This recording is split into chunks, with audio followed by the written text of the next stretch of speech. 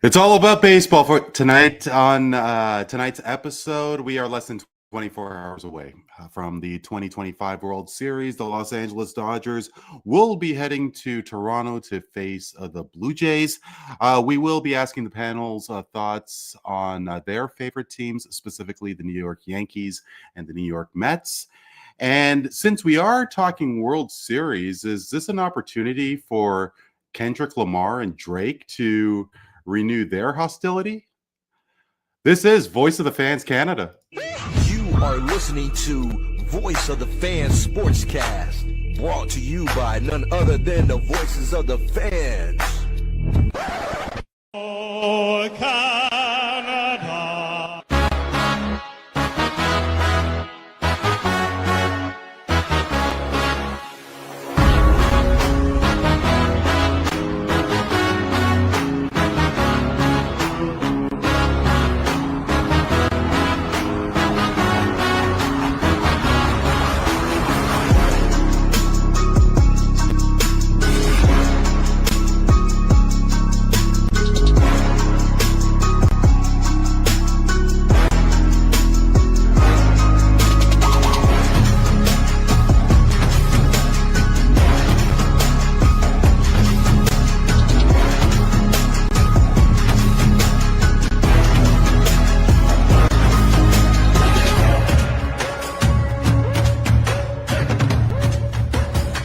This is Thursday, the 23rd of October. I'm Randy Kure with another edition of Voice of the Fans Canada. Hope you're doing well. Thank you so much for joining us.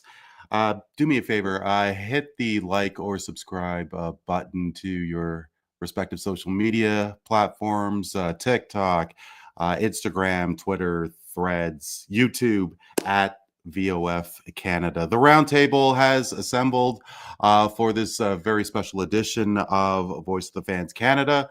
Neel Katarey, like yours truly, is wearing his Blue Jays gear with pride. Neel, you getting ready to rock and roll? I'm ready. Ready as always, Randy. Born ready. Born ready. You're born ready. Very Vladimir Guerrero of you. He was really in tune with the playoffs throughout. Send a small congratulations to me on our respective Discord channel. Here once again for the, second time in 8 days. Jay Cardinale, what's going on? I'm back once again. Glad to be back and can't wait to talk about a lot of things, especially our first topic. Yeah, absolutely. That first topic, which is not baseball related. And speaking of sending his congratulations, as I was a couple of drinks in when the Blue Jays secured the pennant, this guy called me for the very first time, I believe. And I did. And, it was very typical of him to be very joyous for when the Jays made the World Series, really cherishing my excitement for it. He is a dear friend. He is Matt Siriani. Matty, you're a beautiful man.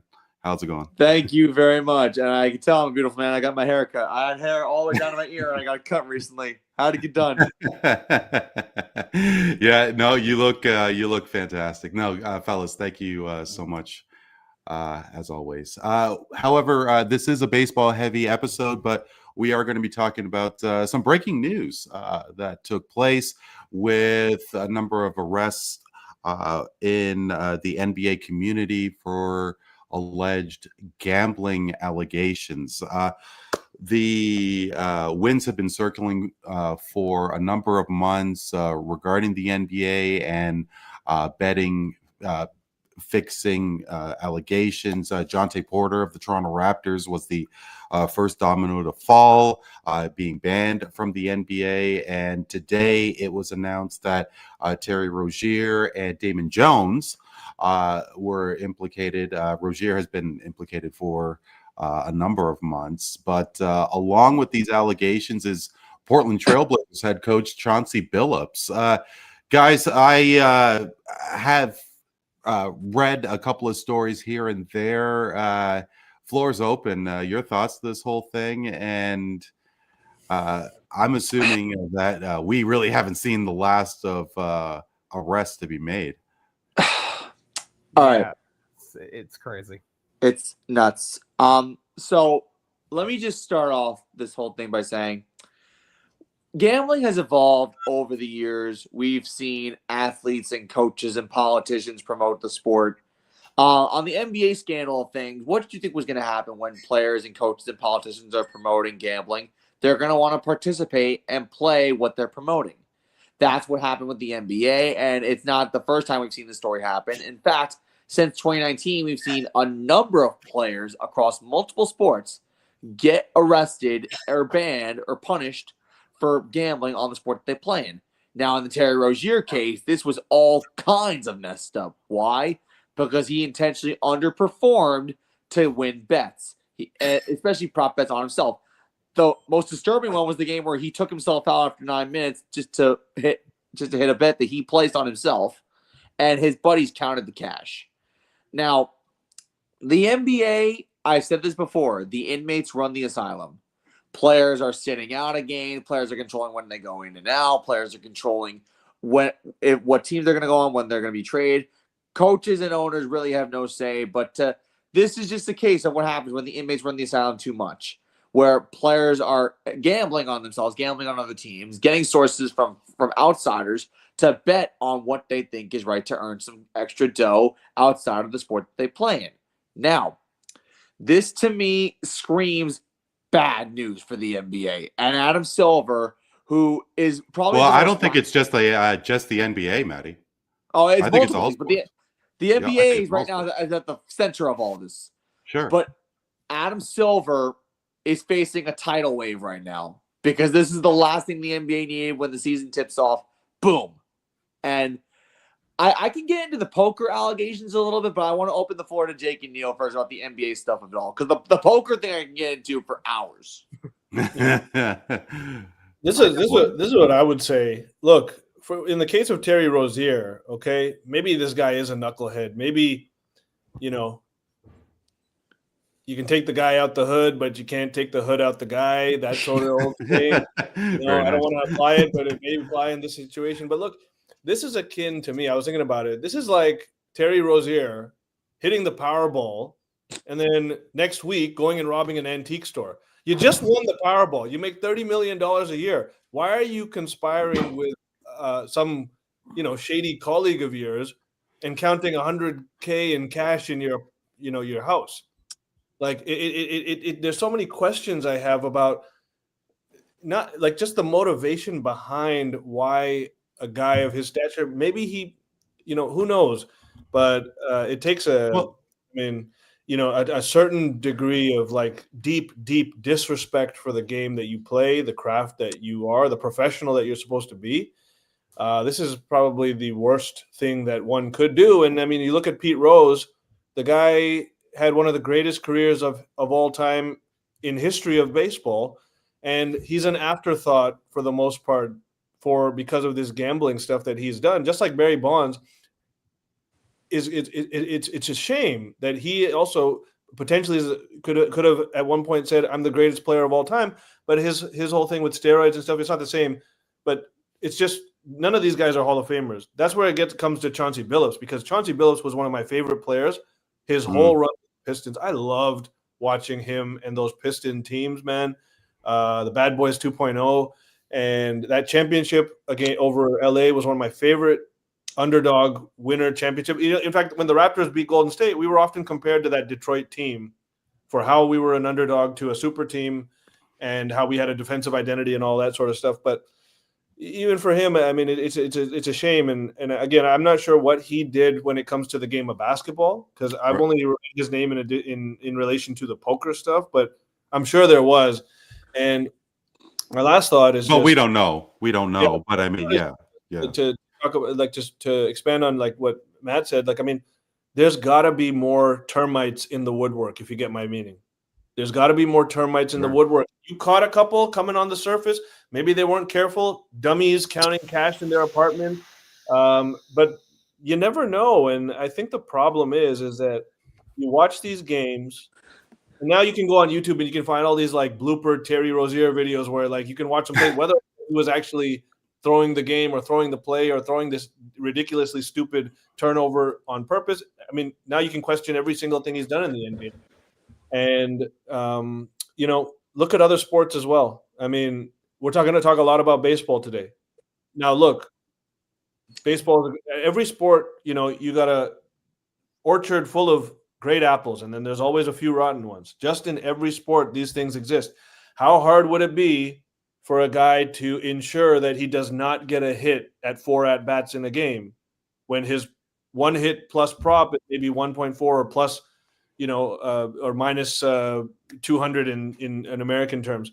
It'd be very easy to potentially just whiff, or take strikes, do things that maybe you wouldn't do on a regular basis. Like, you could just see that sometimes in some of these scenarios, it's going to be very difficult. And the main concern I have is that as termites are found, Chauncey Billups, Terry Rozier, the termite, the other termites are going to learn how to embed themselves in the wood without coming onto the surface as much.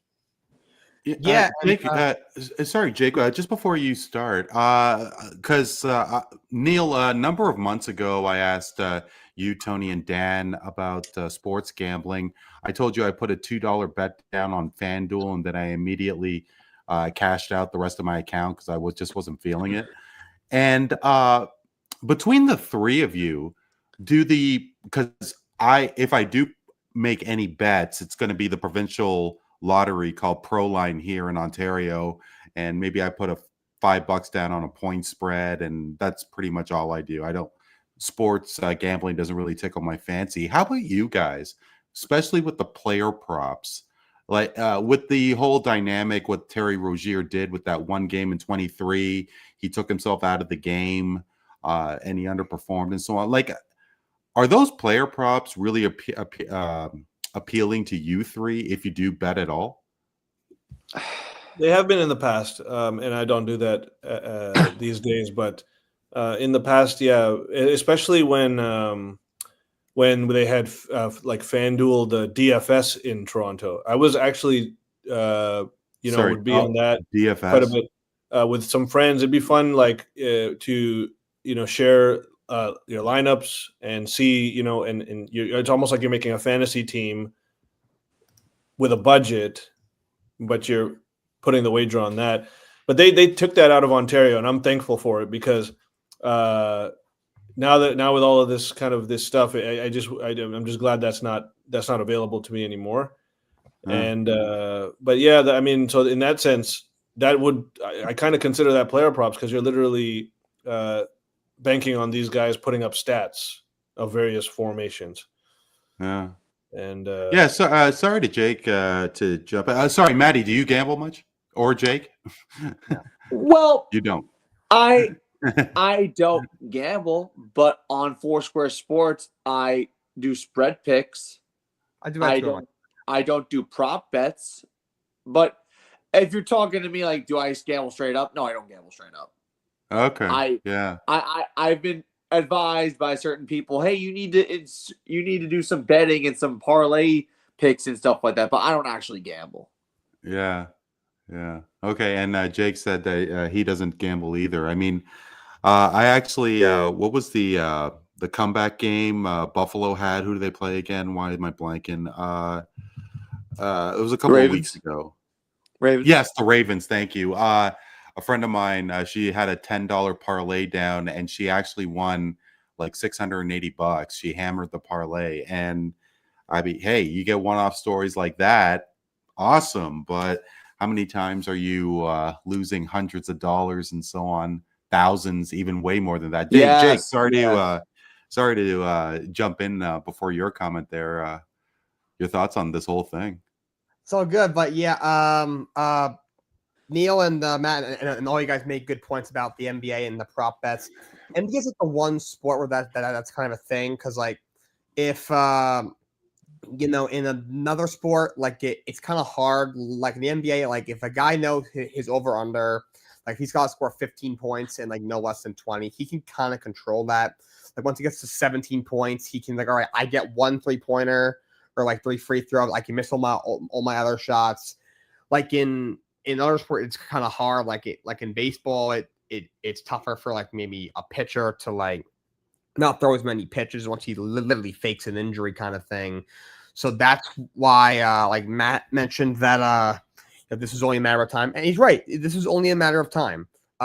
You look at ESPN. Every time you turn on ESPN, it's ESPN Bet is everywhere. It's advertised everywhere. Every commercial with sports betting. They're partners with all these sports betting sites. All the leagues are. ESPN specifically is probably the worst of it. Basketball, right now, it's at the forefront. Where's the worst of it? I don't know. The NFL's pretty bad with that as well. But this was bound to happen. Neil's right. There's more is going to come out. There's probably more guys that are going to get caught. In the NFL, Calvin really got suspended for a year a couple of years ago when he was sports gambling, and that wasn't even nearly as bad as this. I mean, nothing's as bad as this. We mentioned Jonte Porter at the top of this. He was on the Raptors. He was doing some shady stuff. I think he actually went to jail. So he was doing. He certainly got banned, but he got banned. I believe he went to jail. I'm not thinking a long sentence, but the guy's in jail. And now this happens. Teddy Rozier's a guy who makes 26.5, just over million per season. That's his salary this year. And he was partaking in this. Chauncey Billups had a very nice NBA career. He won a Hall of Fame career. Hall of Famer, yeah. Hall of Famer, NBA champion on that great 2004 Detroit team. And he's involved.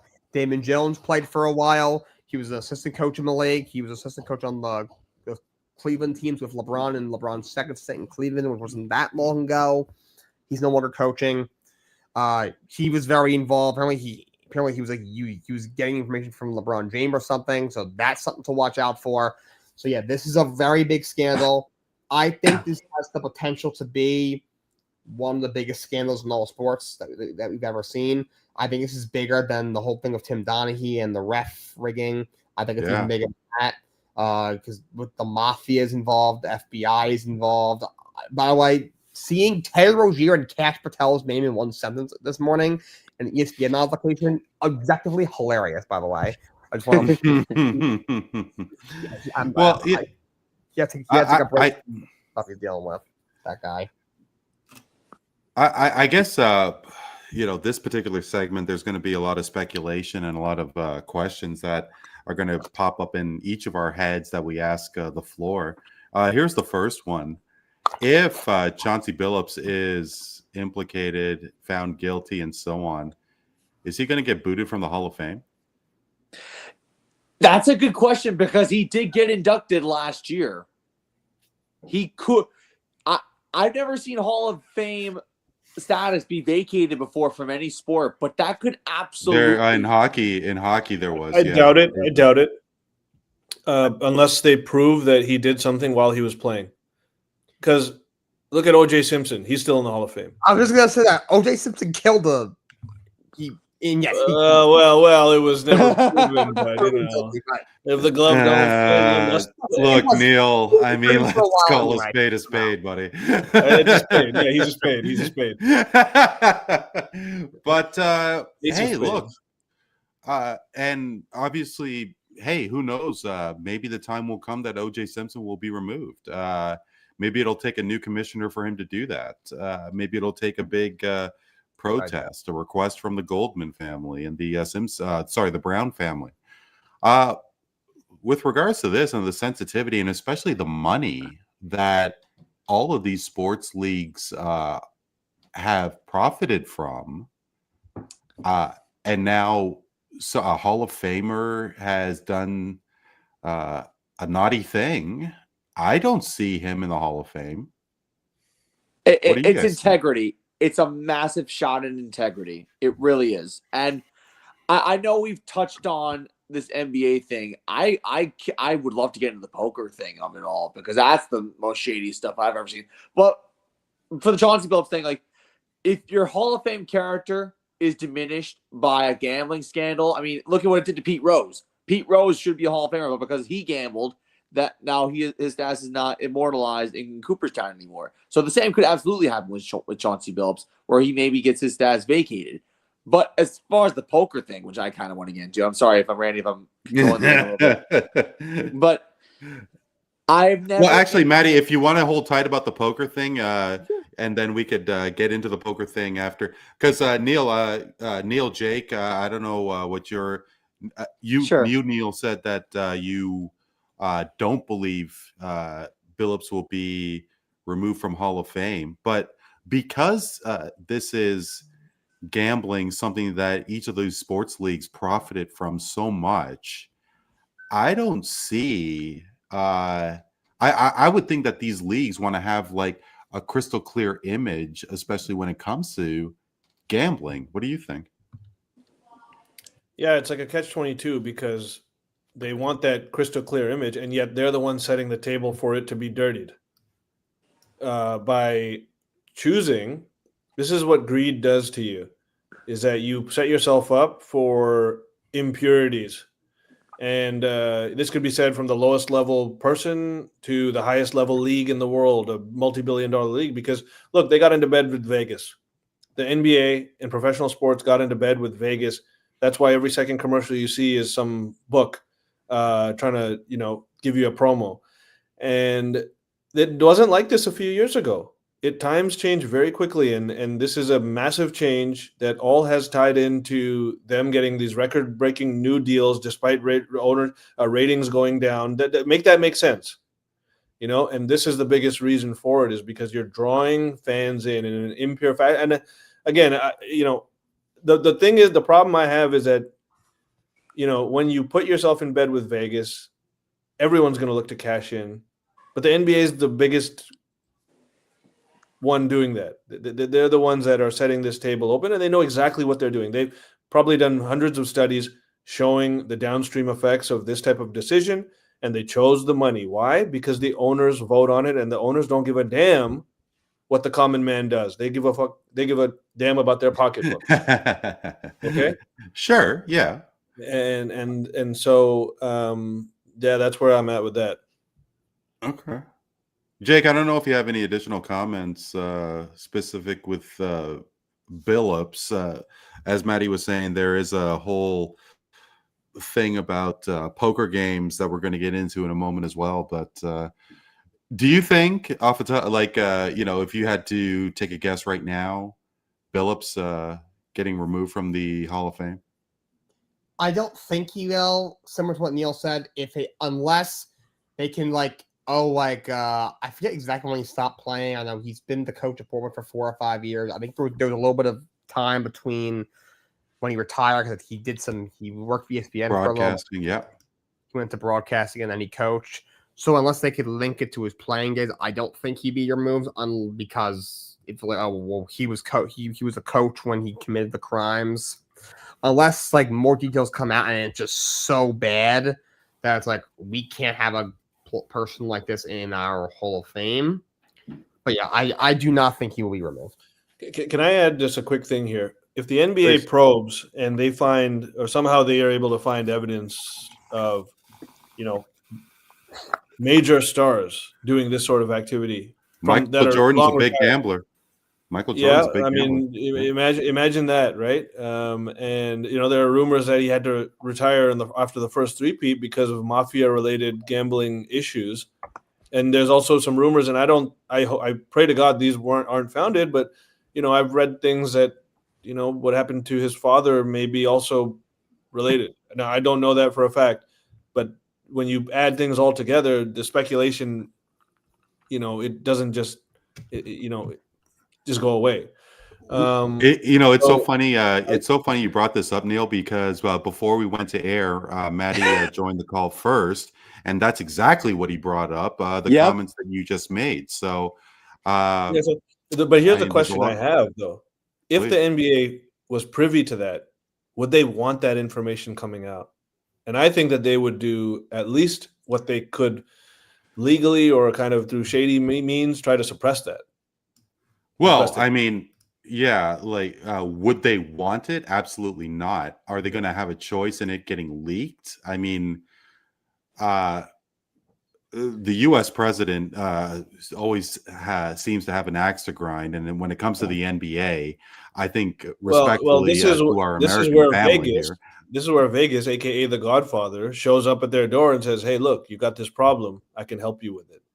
And then you're just tied in even more to it's like all these it's like all these mafia movies, and the NBA is the patsy. Yeah. That or the rich businessman that has to get in bed with the gangsters.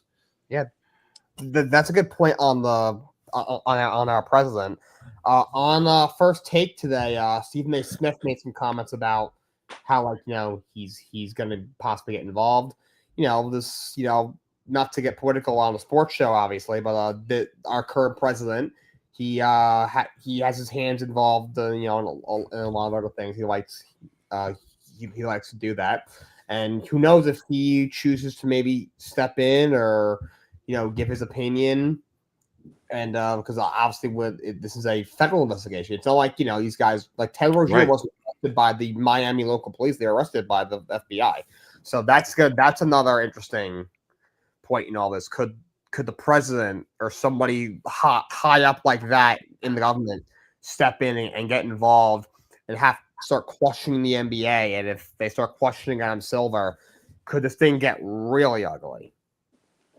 Yeah, and I completely agree with you, Jake, because and Neel, to your point as well, which is also valid. I mean, I think that's a Band-Aid to let's say the mafioso godfathers say, you're in deep, we can make it go away, but eventually you have to think that all of those skeletons will get discovered out of that closet. Right? Yeah, Maddie, you please, Neel. Sorry, I just said Vegas doesn't forget favors that they do for people. Yeah, that's why they say whatever happens in Vegas stays in Vegas. Yeah, speaking of which, wouldn't mind a trip to Vegas one of these days. Anyway, but whatever. Maddie, we were talking about, you were mentioning your interest in talking about these poker games, and apparently it had something to do with, dirty automatic poker dealing machine things and X-ray glasses. People who are $1 million in debt, yeah. X-ray glasses, people who are $1 million in debt, and they got beaten up by the mafia strongmen, and I don't know, fill in the blanks here, and anything else that I missed, but this stuff. Maddie, just go ahead. I don't know. Okay. So, some of the most messed up stuff I've ever heard in my life. An X-ray table that can look at the cards, even though they're face down, the X-ray table can see what the card is. A fixed shuffler machine that will give certain people the cards and give them a good hand, so that way when a poker game is being played, they have the advantage. And then also X-ray glasses for, I guess they call them the face guards or people who are outside watching the table, to see what was going on. The losers in this whole thing in the poker games were the people who were playing with those NBA players and those involved in the crime families, like the Gambinos. Like, this is something that I've never seen before. Now, we mentioned before, Terry Rozier was involved in the NBA scandal. Chauncey Billups was involved in this scandal. Damon Jones was involved in both. So that's one thing I think we need to keep in mind. Damon Jones is probably going to get the worst punishment of the three of them because he was involved in both. Now, I've never in my wildest dreams thought that we'd be using X-ray high-def technology to rig a poker game. Like, this is serious, serious allegations. And I think that if you're Damon Jones, you're thinking to yourself, on all these mafia families, I think if 30 people were arrested just for this. The NBA scandal is like, I think 6 people were arrested for that, but like 30 people arrested for this poker game thing. And poker is a dangerous game. All casino games are dangerous games. And I can only imagine that when you go to a place like Atlantic City or Vegas, they're going to amp up the protection and the integrity to make sure something like this never happens again where machines don't get rigged. Now, one thing I also mentioned to Randy was that to get these rigged shuffler machines, people were held at gunpoint to get the shuffler machines and misplaced them with actual machines at the casinos. So this is a big deal that crimes like holding someone at gunpoint or drugs or this was involved. And that's how people spent those $7 million that were illegally given to these people who were involved. Now, the reason why I'm saying my load here is because, like I said, I'm actually baffled by everything that transpired today. This was the first thing I heard this morning. Same with Jake. So when $7 million is taken away from you, when $1.8 million is taken away from one individual, and the FBI has to step in, you know you royally messed up. And all these people got caught, and comeuppance has been served. First of all, to Matt, they've been using X-ray technology to read cards for many years. Haven't you ever seen Austin Powers? No. Yeah, well, hey, that's a good point there. Dr. Evil's henchman number 2 with the eye patch. He's reading cards at the table with his X-ray. Yeah, but that's a movie. I think that's where Chauncey got life. the idea, actually. And that's a good point. This is literally something out of a movie. Yeah. I had never heard the term X-ray table in my life. I'm 22 doesn't years old. Google have some sort of glasses where you could do stuff within your spectacles, Neel? I mean, you know what, man? All I gotta say is I'm not worried as much about the victims' wallets as I am about their sperm counts. Talking about X-ray tables, like I want these guys to be able to have kids someday. Yeah. I don't know. To your point with everything, just how deep these poker games were and the technology used and who was threatened and so on. And the real reality is that more and more people may be implicated. I mean, to think that it's comes and ends with these 3 individuals, I think would be really foolish. Yeah. But here's the better question. If sports gambling perhaps will be rolled back. I was talking about it with Matt, and I want to think that we did talk about the ESPN doc, I'm Just Here for the Riot in the past. Yeah, you mentioned that, yeah. Yeah, because it was about the 2011 Stanley Cup final between Vancouver and Boston. Vancouver lost in Game 7. That game was in Vancouver. A massive riot broke out. This was during the early stages of Facebook, and people were posing pictures. They were posting pictures. They were posting pictures damaging Vancouver buildings and property and so on. And they faced the consequences with their jobs, families, endorsements, and so on. And as sports betting is essentially in its infant stages right now,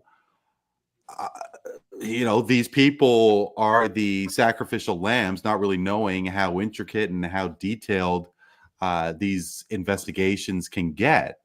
So I'm thinking that the Billups and the Roziers and the Damon Jones and Jonte Porters, they're just going to be the reminders for everybody to say, if you try and do something, you're going to get caught, and that this sports gambling is going to continue. Does anybody else think differently? I would love to give the floor to Jake and Neel, but I got to spill my piece on the question. Unfortunately, gambling, I mentioned it before, is a disease. It's tempting. There's money involved.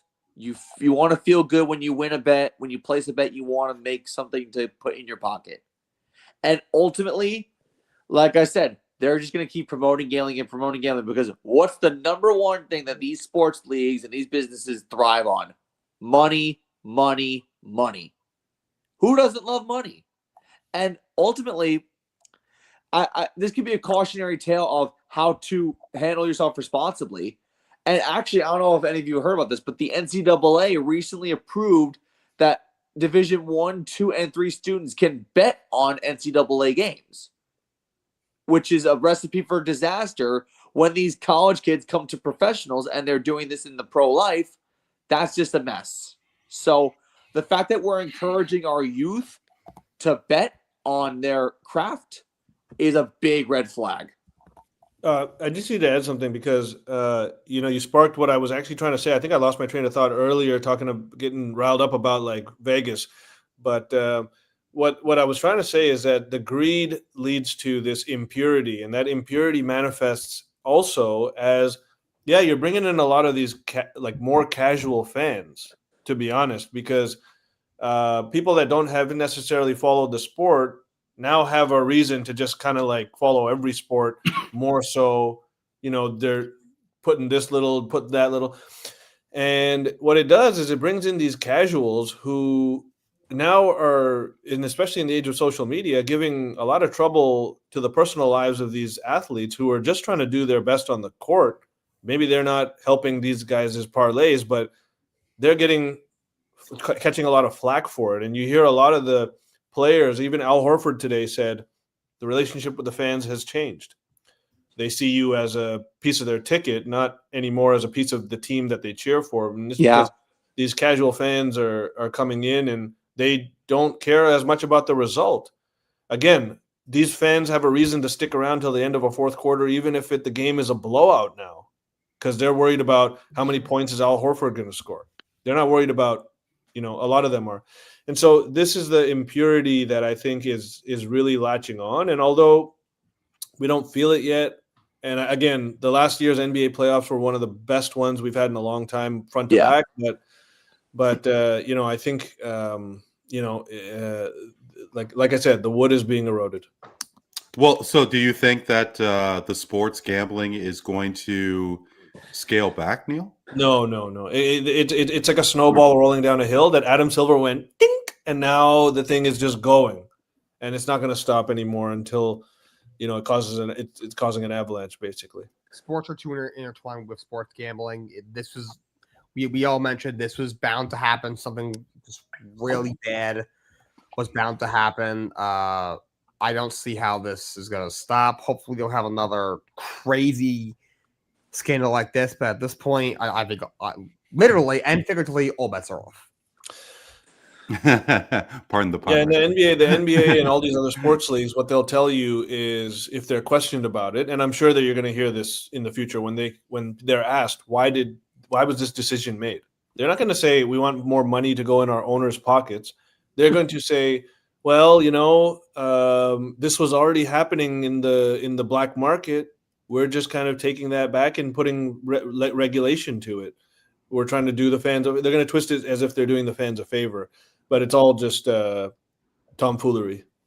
Well, yeah, and here's another question too, because in any scenario, let's say a low-level manager in a big multinational company does something extremely wrong, billions of dollars, and all this insider blah blah blah, and so why does the CEO get blamed for it? If you have hundreds and dare I say thousands of employees, how are you supposed to manage the activity of every single person?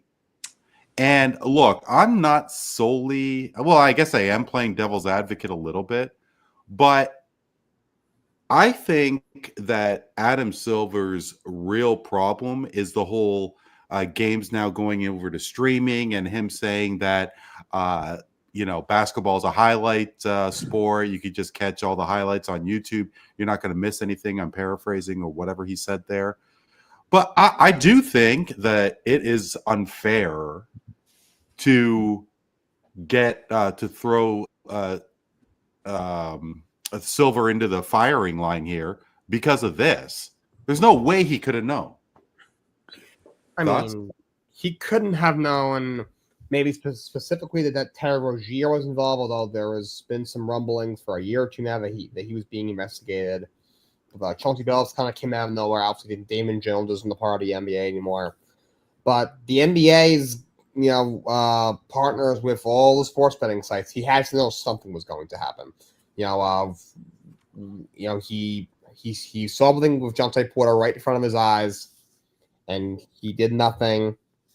So yes, he couldn't have. He can't know what every single individual does, but also the NBA, they have people for this. Carmelo Anthony Hey, this is right around. It was right after John Morant had the gun incident. Yeah. They had Carmelo Anthony went on someone's podcast, and he said David Stern, who of course, late great David Stern, Yeah. Commissioner won him silver.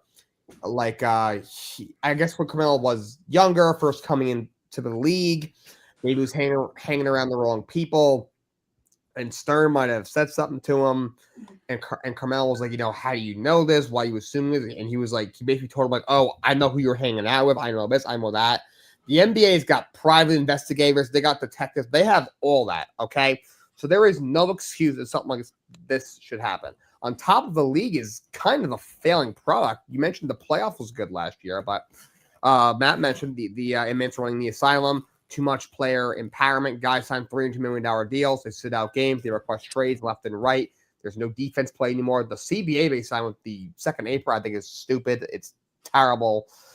And now all this corruption comes in. It's just a really, really bad look for the league. Okay, I mean, Jake, like how do you think David Stern would handle sports betting and internet betting and all this stuff? Like, it wasn't around during his tenure as commissioner. So, I mean, not that it's really Adam Silver's fault, but I mean, is it going to be a matter of time before Manfred gets implicated for something that some middle reliever did, and say a coach of a 4th place team, like Gary Bettman, is his nut time up because some NHLer is going to be implicated on the same thing? I mean, like, you know what I'm getting at here? I do, and that remains to be seen. Hopefully, there's not another huge scandal in our sports league, but you gotta at least look at the commissioner. Like, did you know about this? Like, why did this happen? That question has to be asked. And look, last week I was on the show. I gave my thoughts on Adam Silver. I think he's a stupid, bold stooge. But I think he's terrible at his job. I have no respect for him. Right. But, yeah, we got it. Yeah, we remember. At the end of the day, that question I just mentioned, that has to be asked. I'm not saying it's all his fault. I'm not saying want him out of town, although I would laugh if that happened. Because I mentioned, I think he's a joke. I mean, so the question's got to be asked, and at the very least. Yeah. And it's a real shame. So many people are losing millions, potentially losing their life because of this. And I think it would be fair to say that more people are going to be in some really serious trouble, not only just in the NBA, but for a lot of professional sports. So, gentlemen, of course, the World Series is on Friday, and there was a lot expected for a lot of different teams. Of course, the 2 teams left standing are the Toronto Blue Jays and the LA Dodgers. And I would be remiss if I didn't ask Jake and Matt their thoughts of their team. Of course, Jake, the New York Mets made quite a splash with the signing of Juan Soto. They missed out on the playoffs by result of a tiebreaker. I'm sure you have a lot of items on your mind to what happened. Between the offense, the pitching, the coaching. Would love to know if you think the Mets are have a lot of work to do, or did they just get some bad luck with regards to what they could improve for the 26th season? The pitching needs to be better. Whenever you have a collapse as colossal as the Mets, you can't really blame it all on luck. Like maybe here or there they got unlucky, but that can't be the complete reason. They were the best team in baseball on June 13th, and then the last, whatever it was, 3.5 months of the season, they were, I think, the 4th worst. That's not all on luck. The pitching was terrible. Like, overall offensive, they did a good job. Juan Soto had a great year. Pete Alonso was Pete Alonso. Francisco Lindor, for the most part, was Francisco Lindor. And overall, I thought offensively, they did a fine job. Maybe a guy here or there could have Mark Vientos kind of took a step back. Francisco Alvarez didn't really hit till the very end of the season. He had a lot of injuries this year. But you know, a guy like Jeff McNeil was pretty good. And overall, offensively, you know, Brandon Nimmo had a very good season as well. Offensively, they did enough to where the pitching gave them anything. They would have at least been in the playoffs. To be honest, I didn't expect them to win a World Series this year. Just well, first of all, you got to go through the Dodgers. That was going to be hard for anybody. I was hoping something similar to last year in terms of how the season ended. Maybe you lose a hard-fought series to the Dodgers or somebody else, whoever emerged this year. But I just don't understand why you thought Kobai Senga, who didn't pitch last year because he was hurt, like really at all. He was not brought to the Mets to be an ace, to be your ace, and behind him, you convert Clay Holmes to a starter. Granted, he didn't pitch bad. Then David Pearson, who had one good season after being a bad pitcher for 4 or 5 years. And then Griffin Canning, who was historically a bad pitcher. Tyler McGill's not a very good pitcher. And just this slew of arms. Shomanaya, who was very good the year prior, but before that wasn't very good. Just this collection of mediocrity. Why you thought this was going to work, I have no idea. And just as a result, their starters couldn't get through 4 innings. So now their bullpen gets depleted, which leads to guys like Max Kranick and Daniel Nunez all getting hurt. And just, you know, as the GM Stearns did a terrible job, you know, bringing in pitching before the season, in the middle of the season. He could have went out and got a starting pitcher. He didn't do it. He tried to bring in some relief pitcher. He brought in Tyler Rogers, who was just okay. Brought in Gregory Soto, who was terrible. He brought in Ryan Helsley, who was terrible. And then, you know, game 162 needed to win to get in and the Reds to lose. And the Reds lost. And then all he could do was beat the Marlins, who aren't a very good team. Yep. And they didn't do it. And, you know, they did basically a bullpen game. They started Shomanaya. They had no other, you know, legit starters. Their best starting pitcher was Nolan McLean, and he made 8 starts. He didn't get called up until August. He was a prospect. He was a minor leaguer most of the year. I think he's 22 or 23 years old. And you know, them doing a bullpen game in the last game of the season and a do or die game, that's kind of how the season went. And it really is a shame.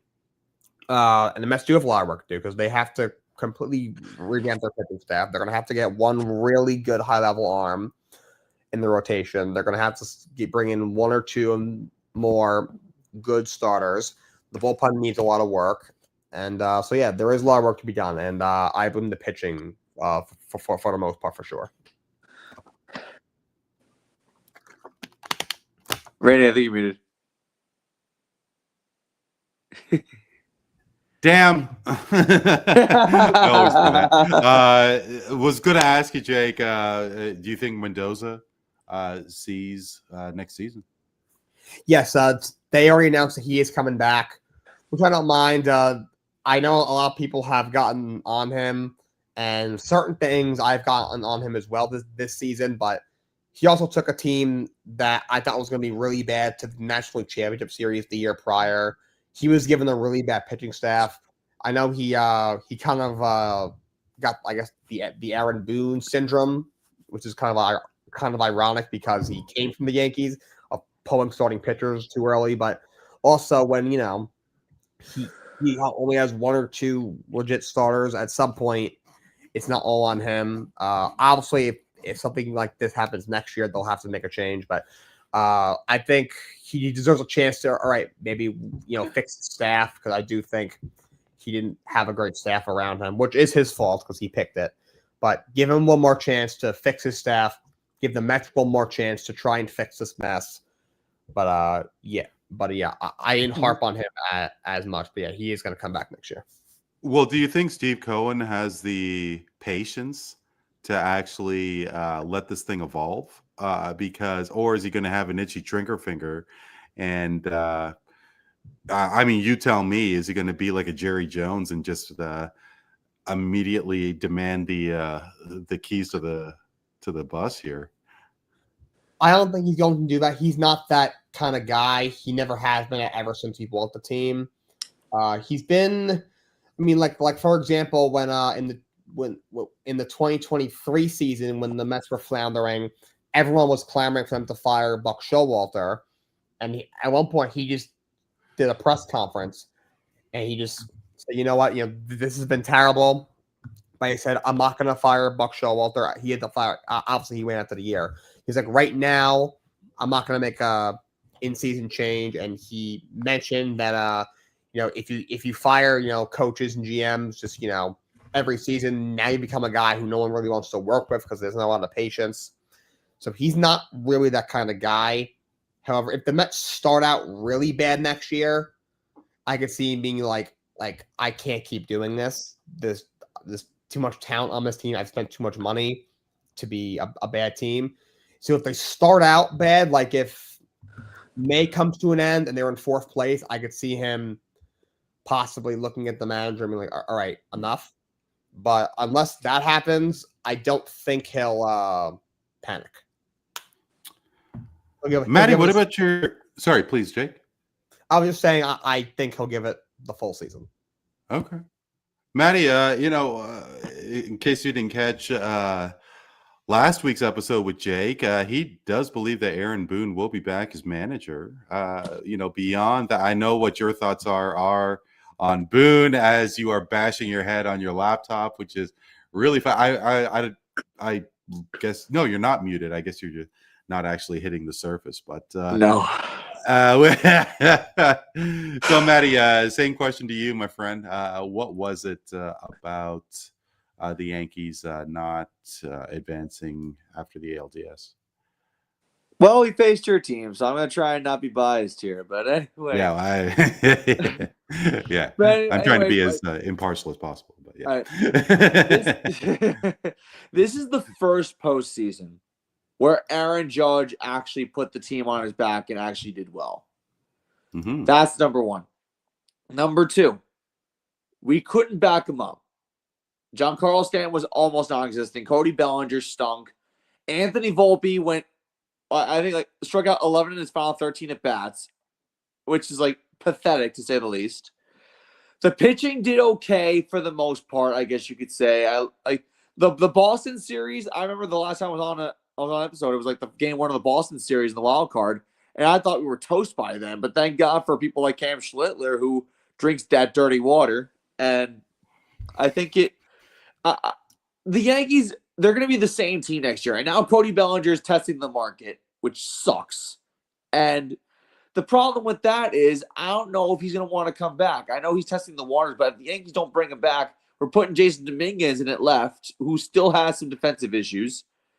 And Aaron Boone, don't even get me started with this guy. I've had enough of this guy for the last, basically ever since 2022, I've had enough of this guy. But he's just not it. But the problem is, unless Joe Girardi decides to come out of retirement and say, Boone, get the hell out of my spot, this is how it's going to be the rest of the time. But why would Joe Girardi be the saving grace? I mean, it was only one World Series with him. Yeah, but he installed integrity and he held players accountable. Anthony Volpe strikes out 11 times in 13 at bats, and this is our shortstop for the Yankees. I don't care if you proposed to your girlfriend yesterday. You got to play better. Oh, really? Good for him. That's wonderful. Yeah, but who would have replaced Volpe though, Matty? I mean, Jose Caballero. Okay, so and all of Yankees fans think that he would have been significantly better than Volpe. I guess, forgive me, I don't know the Yankees roster beyond the starting 9, but I guess that's the situation, that a lot of managers face, right? John Schneider was getting massacred for when he pulled Savage. And, I wasn't too impressed about it either. But then I was listening to Steve Phillips here in Toronto on TSN radio here in Toronto. Phillips made a great point saying, look, this is Savage's, 6th start in the big leagues. Yes. And you want to let this guy ride it out even more? I mean, he has done yeoman's work and is pitching out of his mind. I think he's an inch close of already getting elected into the Hall of Fame. I'm kidding, of course. Oh my God. But the reality is that, you have put this kid through so much stress. Schneider yanks him. and the fans, myself included, was like, "What the hell are you doing?" But you want to preserve this guy as much as you can, and this guy is and I'm going on and on here, but with regards to Boone, I guess the question is, does he actually have the pieces to, like Joe Girardi did have? Like both those guys have one thing in common. They both at some point in their managerial careers managed Aaron Judge. But other than Judge, you gotta bet and hope that everyone else around you is good. I mean, I love Jazz. Jazz was great, but even he was non-existent for most of the postseason.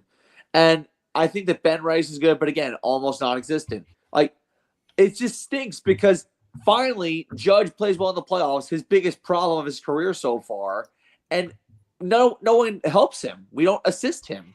And that was the worst part of it all. And Anthony Volpe striking out on low cheese on his 13th at bat out of 11, I thought was like a big joke. And you mentioned preserving your rookies. Anthony Volpe had his heyday in his rookie year. He won a Golden Glove in 2023. It's 2025. We expect more from you at this point. And we're not grooming this guy to be the next Derek Jeter, although we've had shortstop problems over the last decade since Jeter retired. It's just like one of those things where it's like you put so much pressure on a kid, you hope they excel. And it's like, I've seen you perform well, Anthony. I've seen you perform. Why can't you just go back to what you were in the past? I mean, I get it, 2025 was a bad year, but like, come on. When the lights shine bright, don't strike out like a wuss on a low and away pitch and just get the fans booing at you. Like, it's just embarrassing. And like I said, Stanton didn't come through. Bellinger didn't come through.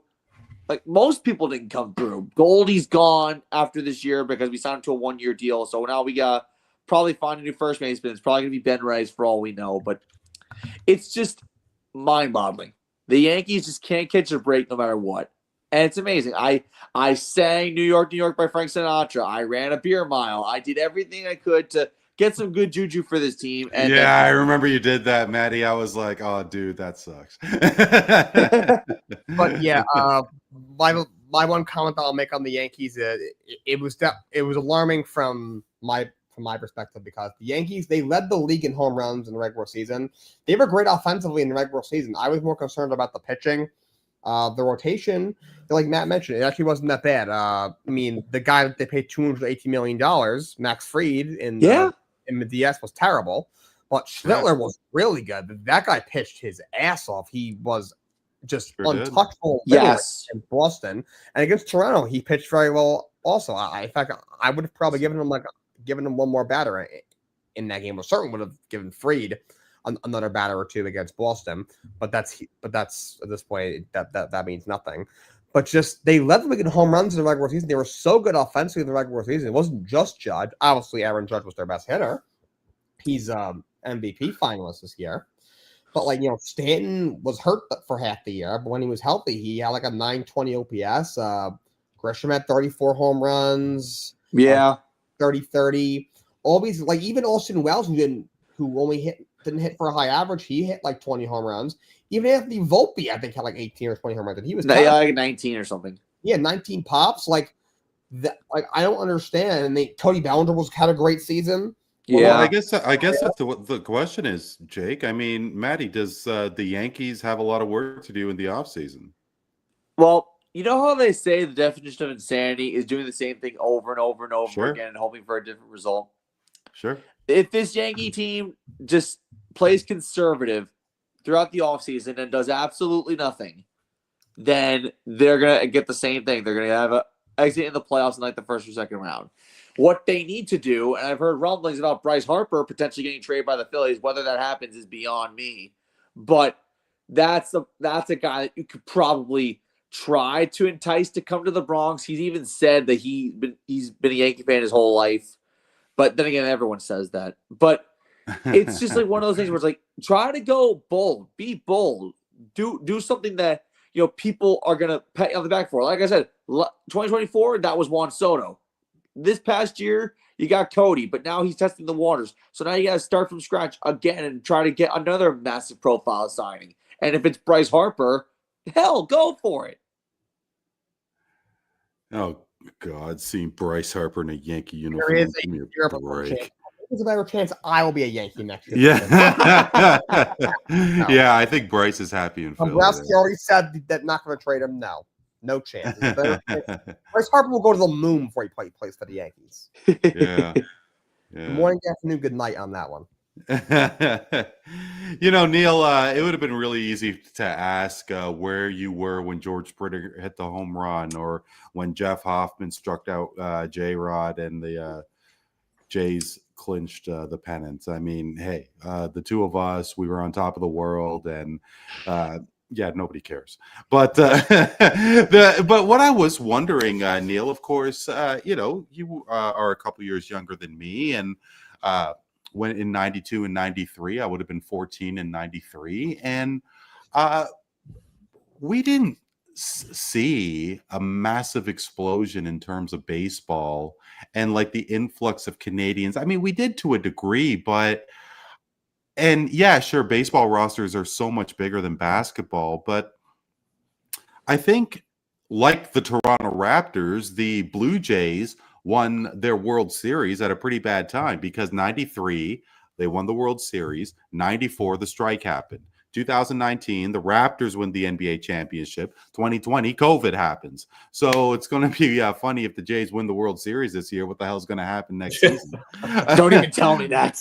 Yeah.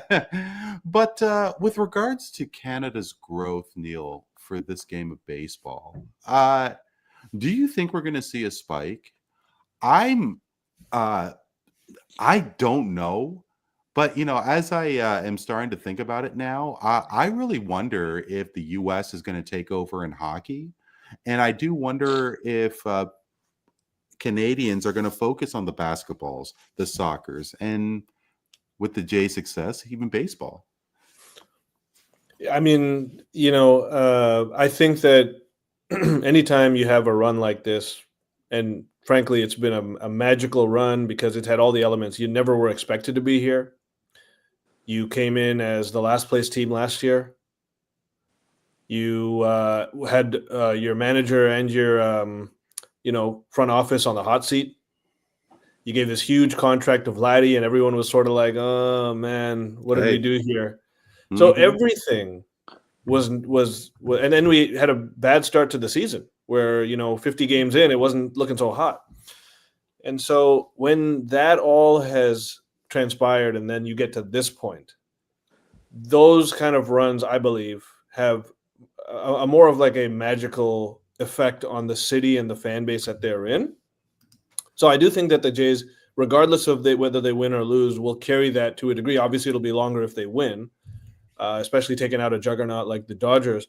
But when it comes to the other sports, particularly here in Toronto, the Jays are never going to equal the Maple Leafs.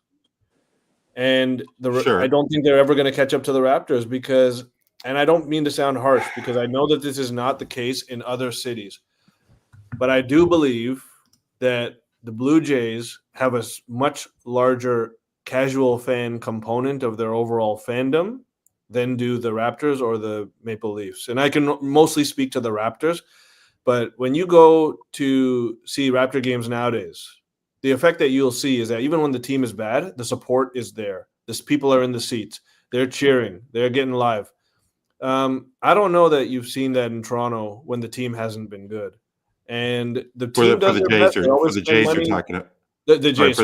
For the Jays, yeah, okay. For the Jays, the support is not there when the team's bad. And how do you measure dieheartedness or real fandom? Is how many people are showing up when it's not going so great? Because it's easy to show up. All these people are suddenly Blue Jays fans now, but in a few years, when if we're last place again in the AL East. Or rather AL East, yeah. And then what's it going to look like then? And I believe that measure is a true kind of marker on how you can judge a fan base. And I don't think that the Jays fan base is as, let's just say, diehard from a support standpoint than are the Maple Leafs or Raptors. But I do think that the city is getting unbelievable support at this time right now. And obviously, Yeah. there's a huge component of diehard Jays fans as well. What I'm Sure. just saying is that there's a larger component of casual fans than to the other sports, but they have their diehards too. I do think it's going to grow the game though in Canada, but not to the effect that Vince Carter and the Raptors championship had on the culture in Canada. No. Well, it's so funny you say that, Neil, because how many people, and Matt and Jake could probably answer this one better. How many people were really captivated in America after Vladdy and David Ortiz did the whole Yankees lose thing? So hilarious. Maddie, I'm sorry, bro, but I'm just making a point. Hang in there, okay? I have watched that clip probably 4,000 times. I literally I Googled it on YouTube, screen recorded it. I used it in a podcast segment. And then after I was done editing my podcast, I didn't erase the Premiere Pro thing. I went back in. I clipped out just the Vlad saying it. I have it saved on my computer, and I even created my own. Yankees lose. Hilarious. But Tell me, I don't know, Matt. Yeah, but Neil, the Vince Carter's rise to prominence came after the 2000 All-Star game. I think we could both agree to that.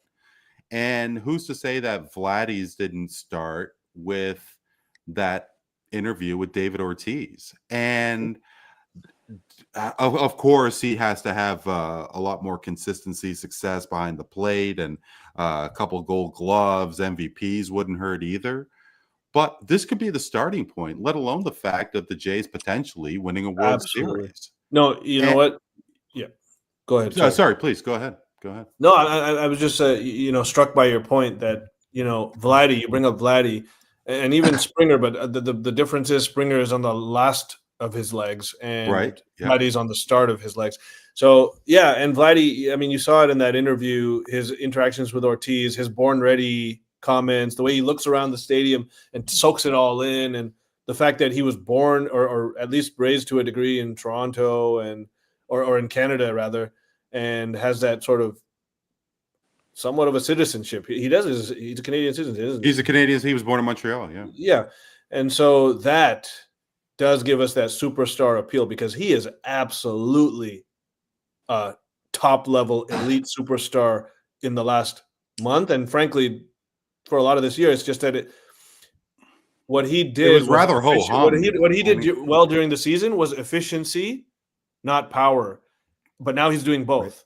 And he's doing it with such verve and such swag that, I mean, you could talk about Ohtani's greatest game of all time all you want. Vladdy's been the best player in this whole playoffs, any team by far. Okay? And that's it. There's no argument. So, yes, you have that type of guy. I think that is a huge component to building the fan base.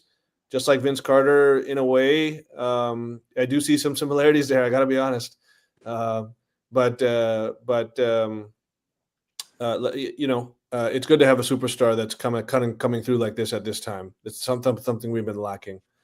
And if Bo Bichette resigns here, and what's going to happen? Like, is Trey Savage going to continue with the incredible success that he has? That's a lot to ask for a guy who has just recently been able to buy a beer in the U.S. I mean, what's Kevin Gausman going to be? The youngest pitcher tomorrow left standing is going against the best pitcher left standing, because Blake Snell, I think, has been the best pitcher in the playoffs so far. I agree.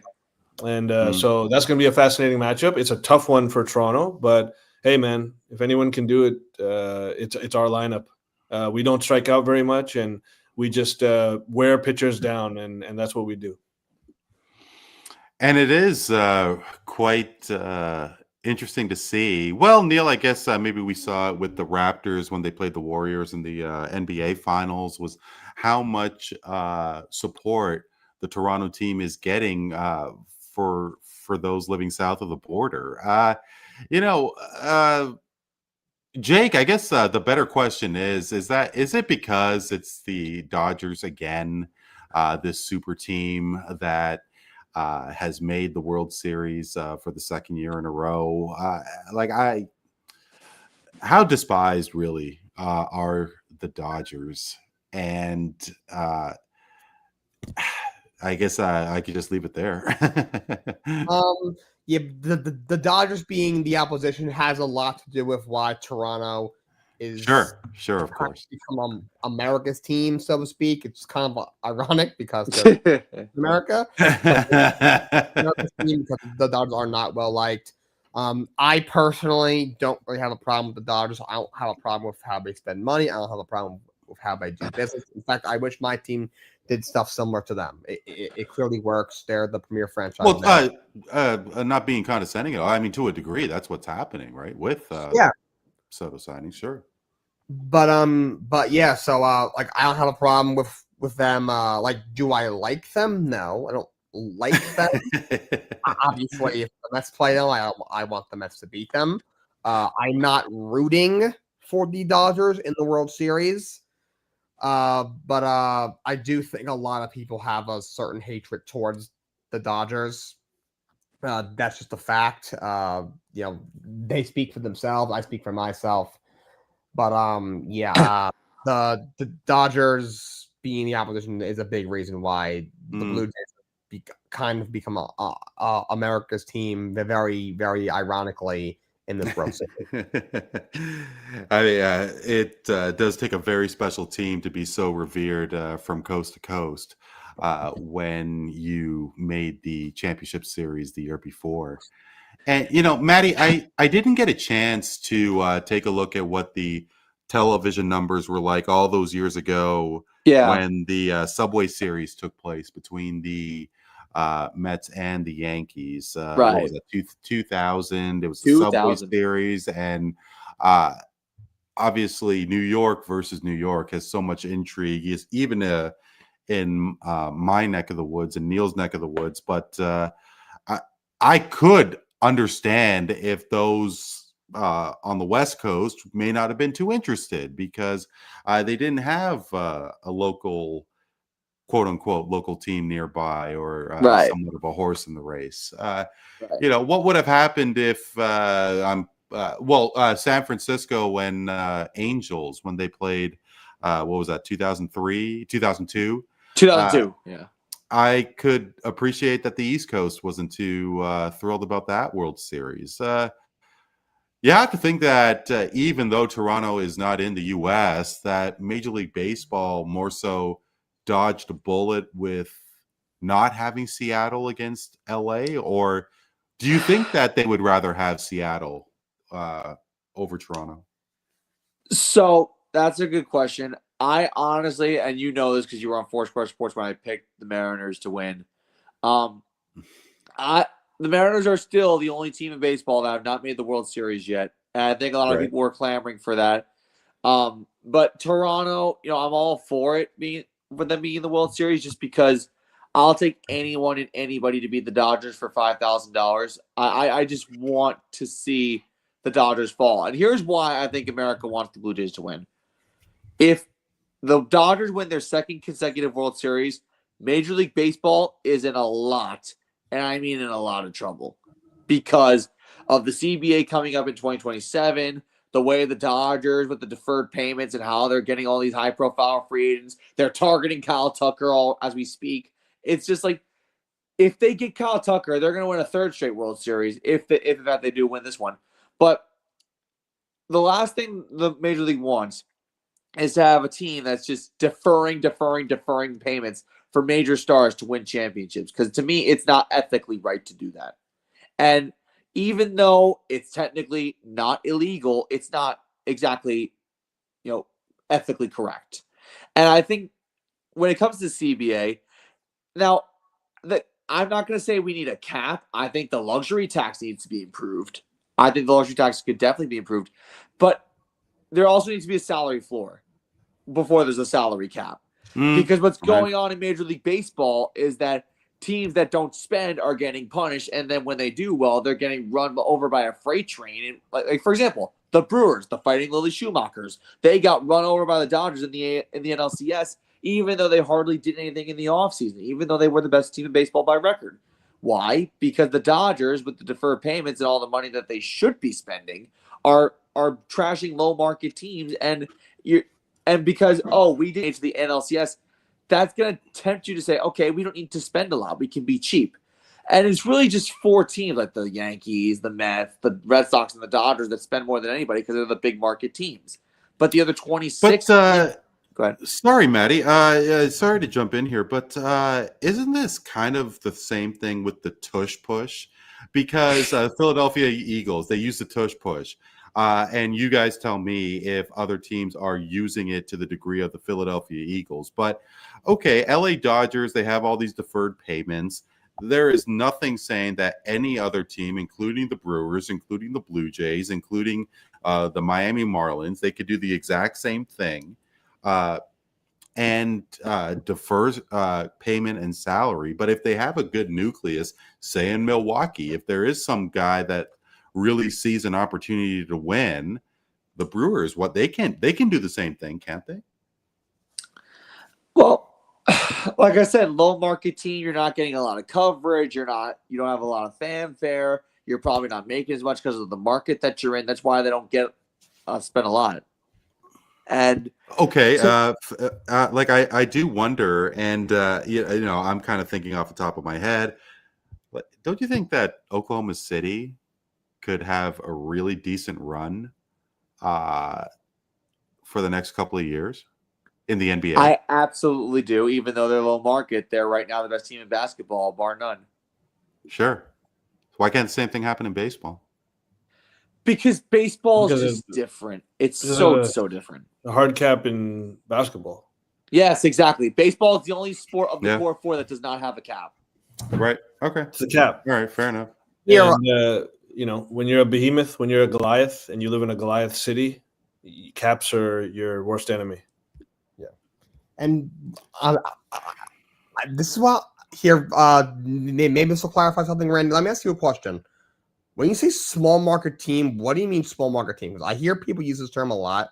What do you mean small market team? Like, are the Miami Marlins a small market team? Yeah, you know what? That is a fantastic question. I would not say small. I wouldn't say Miami's a small market team. But I go solely on the population of that city.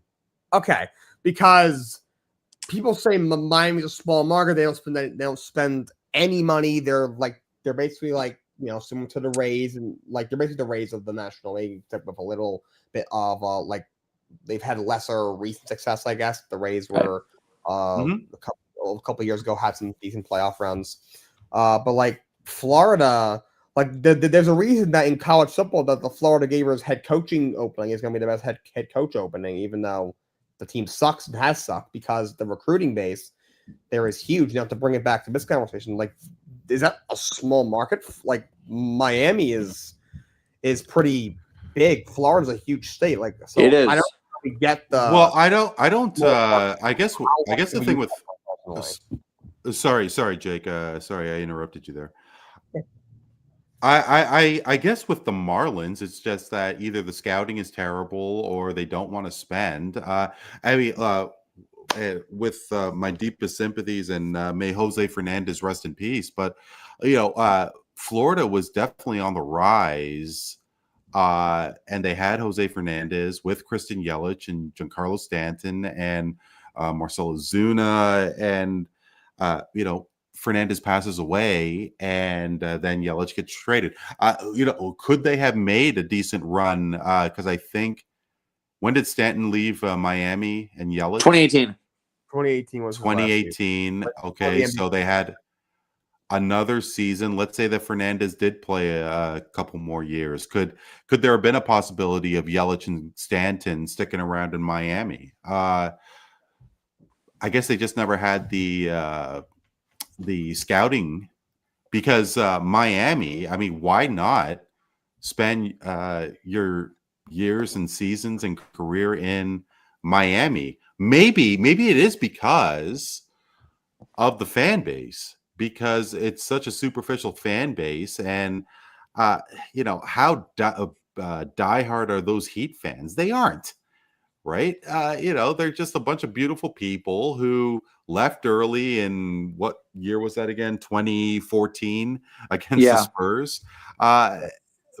But off the top of my San Antonio Spurs, you have to say that they are a small market.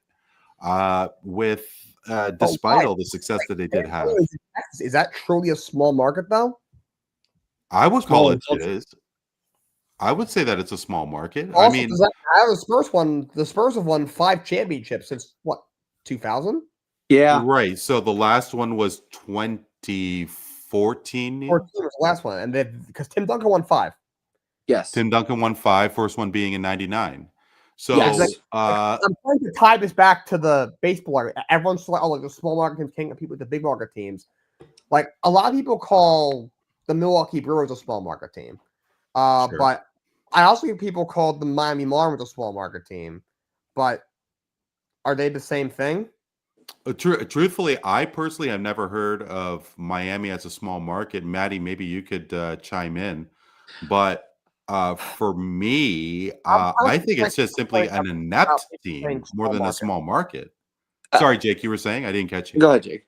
I'm just trying to make the point that we're all saying small market, because I hear this term for like all the time. Of course, sure. And I personally don't understand it because people are calling all these teams. I feel like whenever a team has a lower payroll than another team, that they always bring up the small market. It's like, a lot of times I feel like, is it really a small market? Like you're saying the San Antonio Spurs are a small market. Is it really is that really a small market team? Like they play in Texas. Yeah, but it's San Antonio. Like, or Orlando. Okay, Sacramento. Sacramento's in California. That's a capital. I would call capital California. I would call it a small market. Maddie, what about you? And Neel, sorry, please. I am one of the most geographically stout people probably in this whole panel. I'm not. Miami realistically is not a small market based on the city, but I guess it just depends on how much the payroll is for these teams. And I guess the Marlins really don't get a lot of payroll. They have a beautiful ballpark, but fans don't really come in to see their games, and they never really team then. Well, no. But I think it's based on your payroll. I think it's based on payroll. It's such a weird question because Miami in other. I apologize for interrupting. Sure. The Mets for years under the Wilpons before Steve Cohen did not spend money. Were they a small market team in 2017 when they had an $80 million payroll? No, they were not.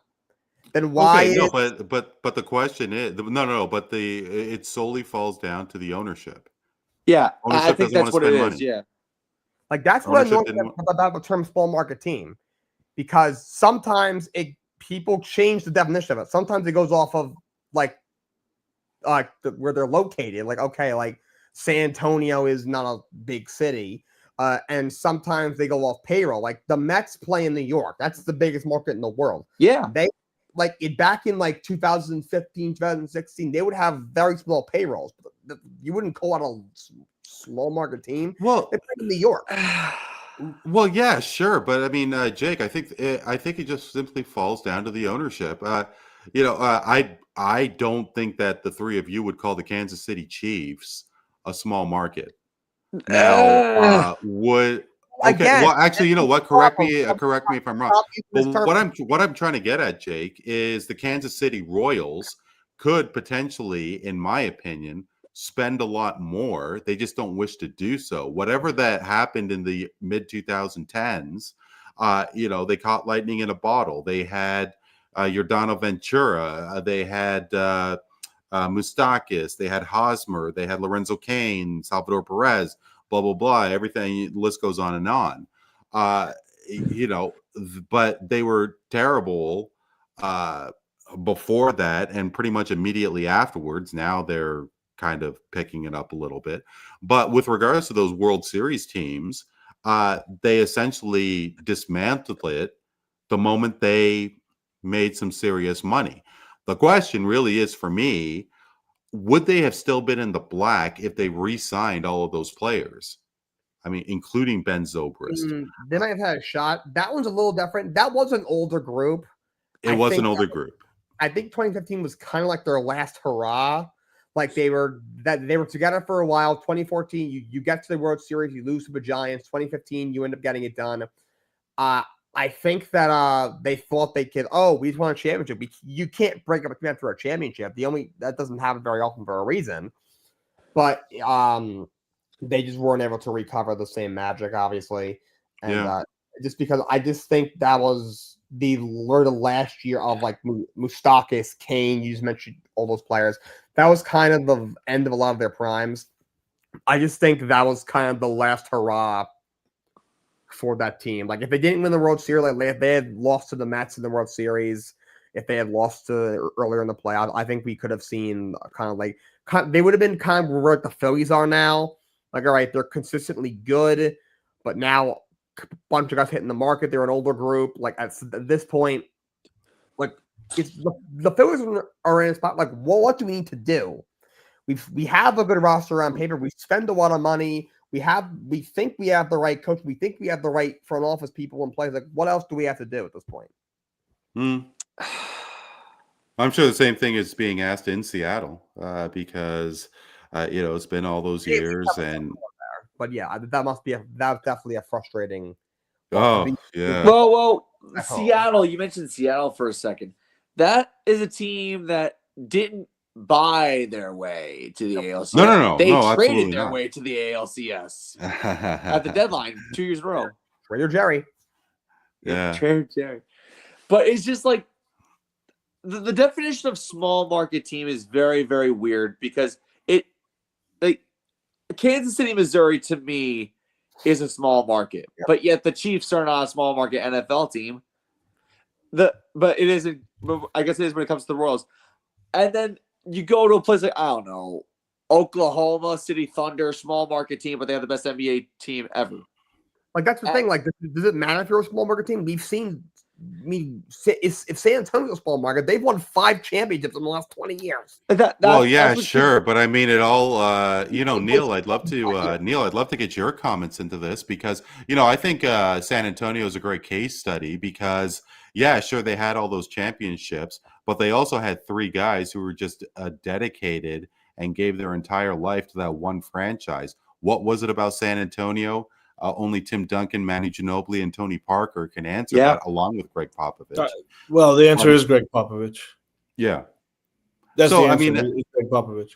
Yeah, because personally, I think San Antonio is a small market team.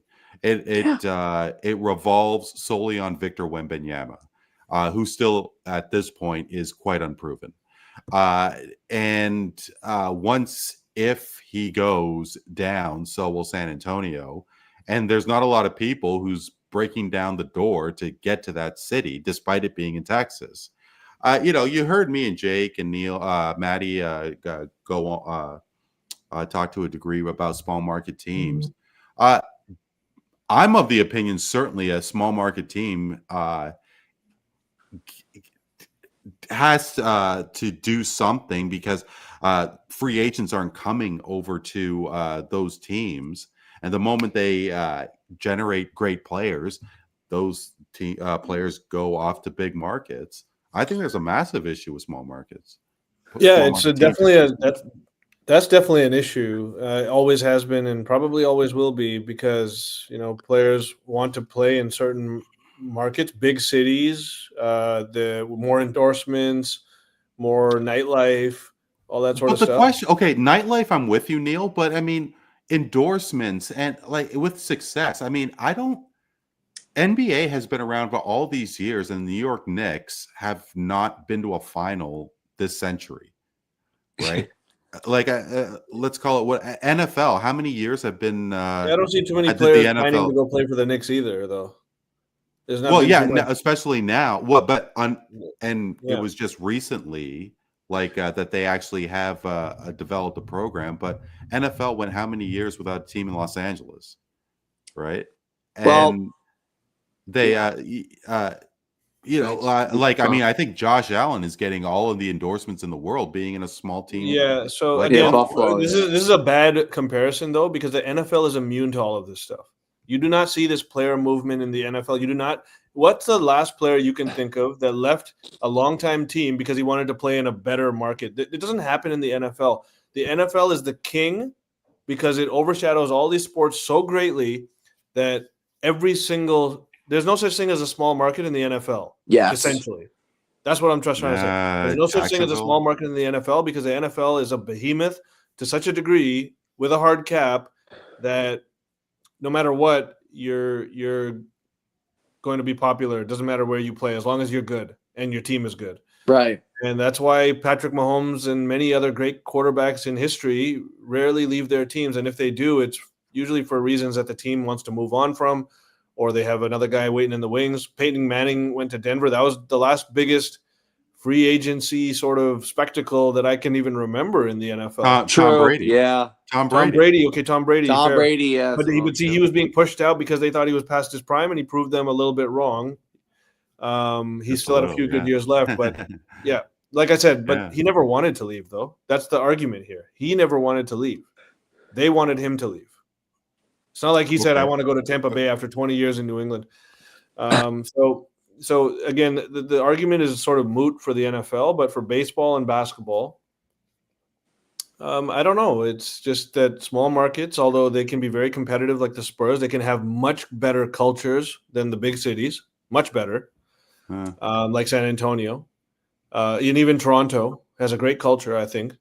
But players will always dictate it. And like you say, when the inmates run the asylum, as Matt said, the asylum doesn't have the order that you might want, Yeah, I was going to suggest the Angels, but I forgot that you had Trout and Ohtani and Rodon and Pujols, but they just never had the success there.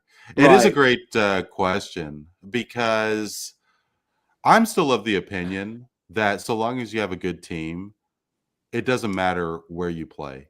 Reggie Miller, he made millions. I think a lot of the allure with Reggie Miller for a guy who only made one final, he never won an MVP, let alone a championship. I think part of the allure is that he was on a team with constant conference final appearances, that one final against Chicago, and he stuck around with one team. And Indiana, yeah.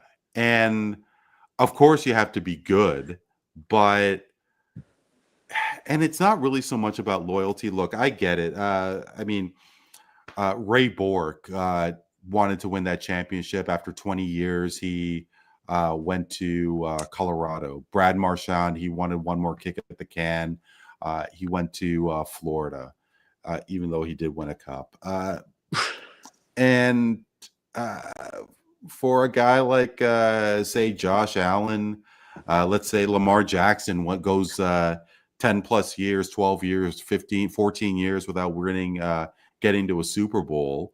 Let's say that he goes to a different team. Are people going to look at his legacy? I guess we're kind of changing topics here now, but with regards to small market teams, I don't think it's going to hurt legacy, just so long as you're good. I really believe that. But it's such a weird topic because, like, I think the reason why baseball is so heavily looked at is because there is no cap. And when there's no cap, then you can really evaluate how much revenue a city makes for their team and how much they support it.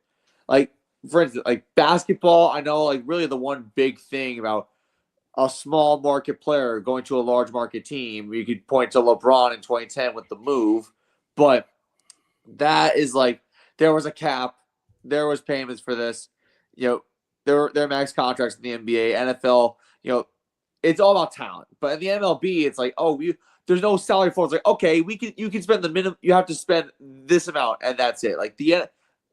That's why there needs to be a salary floor in the MLB, because everyone's entitled to spend what they want. But the teams that don't spend it all, they're considered a small market because we can't financially afford it because I don't think anyone wants to come to our market because why would anyone want to come to Milwaukee in cold weather in time to time? Like, I don't know if I'm making sense at all, but like I'm just saying, like, Well, no, you definitely are, Maddie. But I mean, okay, and I get it.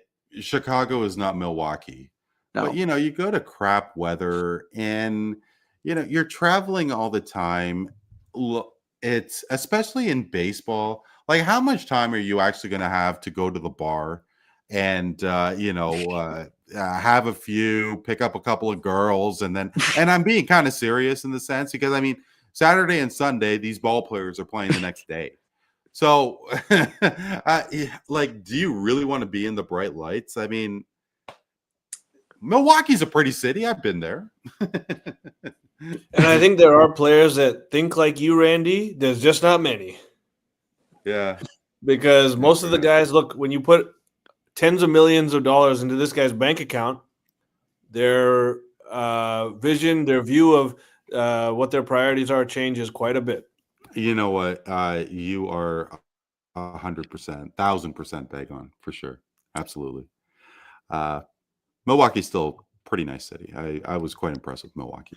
Yeah, I mean, Jonas likes it as long as you hire his whole family along with him. Yeah. Neel,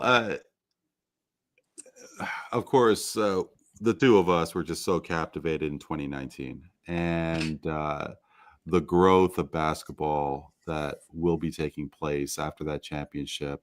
And I think you and I have both discussed that the Raptors, we think, are going to have a somewhat decent season upcoming.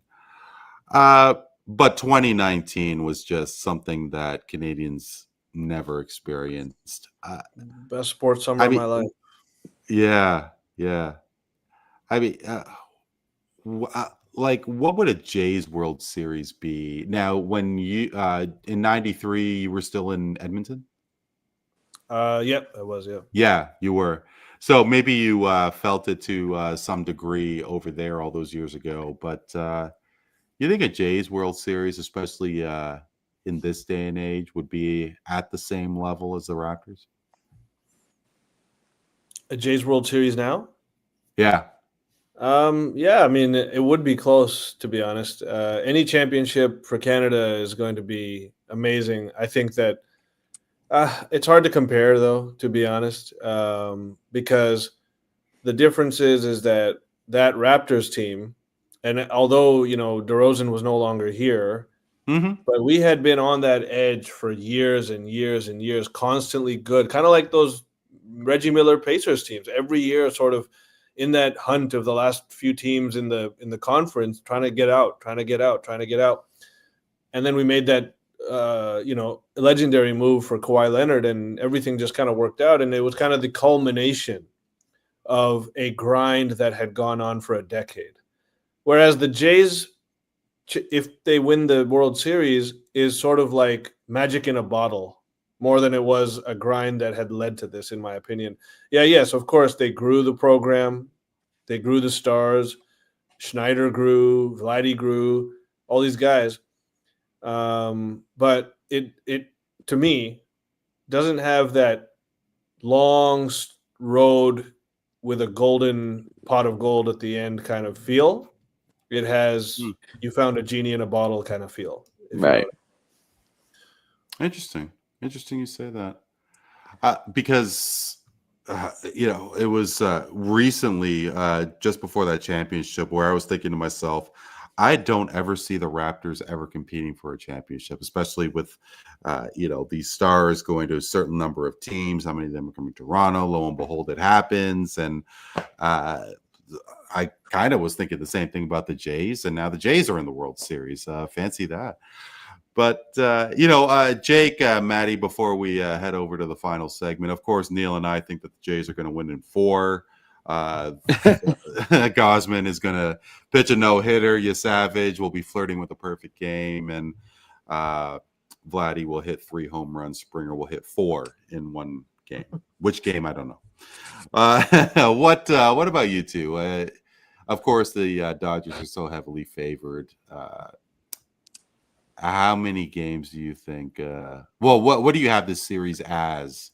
And do the Jays have a chance? I'll give it to you, Jake, first.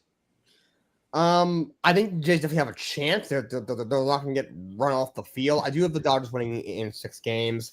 I just think the Jays just have too much of an uphill battle. The Dodgers starting pitching is just on another level, and that lineup is just ridiculously good. Toronto's a very good team. That offense is also really good. They work counts really well. They're very relentless. Looks like they're getting Boba Fett back. He said he's going to be ready. I know he's taking grounds at second base, which is interesting. I wonder if that's where he'll play.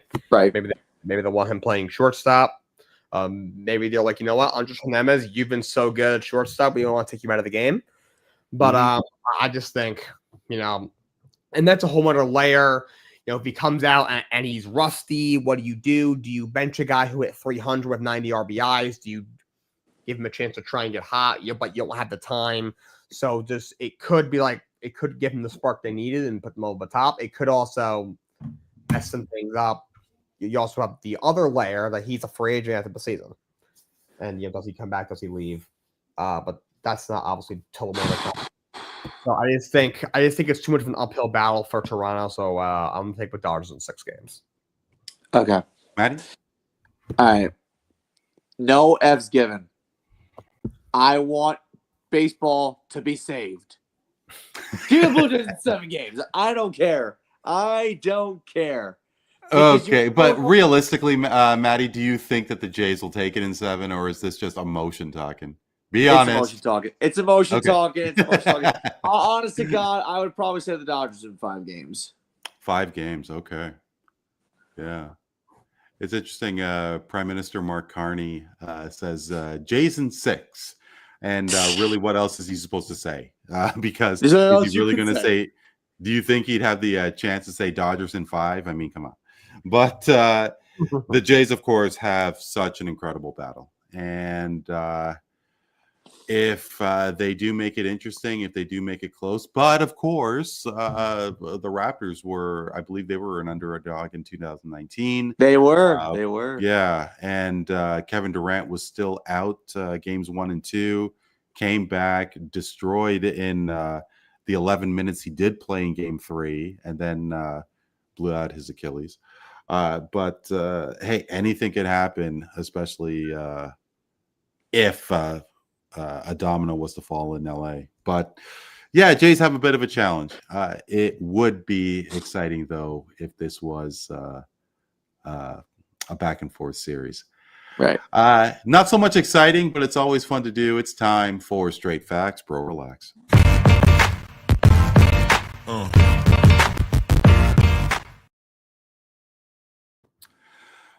It's the final segment of the show. Really enjoy this segment. And Jake, I hope I could get you to talk a little football because, hey, look at those New England Patriots. I'm not the biggest football guy. I was kind of thinking that the Buffalo Bills were going to run the table, but the New England Patriots, to I'm sure Neel's chagrin, is first in the AFC East. Hey, Drake May, he knows how to play football. But I mean, is this something that is going to last? Maybe people are still thinking that the Bills could take could snap out of it, win a few games, go on a run. Could they still contend for a spot in the Super Bowl? However, they do have a mountain to climb, and that being the New England Patriots. Jake, the New England Patriots will win the AFC East. Straight facts, Bro. Relax. I'm going to go with Bro. Relax on that one. I still think the Bills win the division. This season, I'm not that surprised the Patriots are 5-2. Their schedule's been relatively simple. They have not played a whole lot of good teams. They did beat the Bills, which is a very important thing to note. But the Bills will get another game against the Patriots. I don't know exactly when it is. I'm pretty sure it's much later in the season now. But the Patriots schedule, it does toughen up down the stretch. I could see them kind of losing 2 or 3 in a row, a little bit in maybe like a month and a half from now. And if the Bills can just kind of do their thing and just be a good team, like they have been so far this year. They're flawed, like pretty much every team in the league is right now. But they're still a good team. You're sitting at 4-2 right now. And you're still right there. So I do think the Bills still win the division. Patriots probably will make the playoffs. I mean, you're at 5-2, and there's a bunch of games still in your schedule that you probably should win. But I still think the Bills will win the division. I can only imagine how many New England Patriot fans are throughout the U.S. Because there's quite a bit here in Canada, Right. and they think that the Patriots were going to, get back to competitive play at this point. I thought it was going to be a couple more years. Yeah, I mean, to your point about the easy schedule of it all, but. Yeah, Drake May, he's having a pretty decent start. And is there a chance that New England could contend?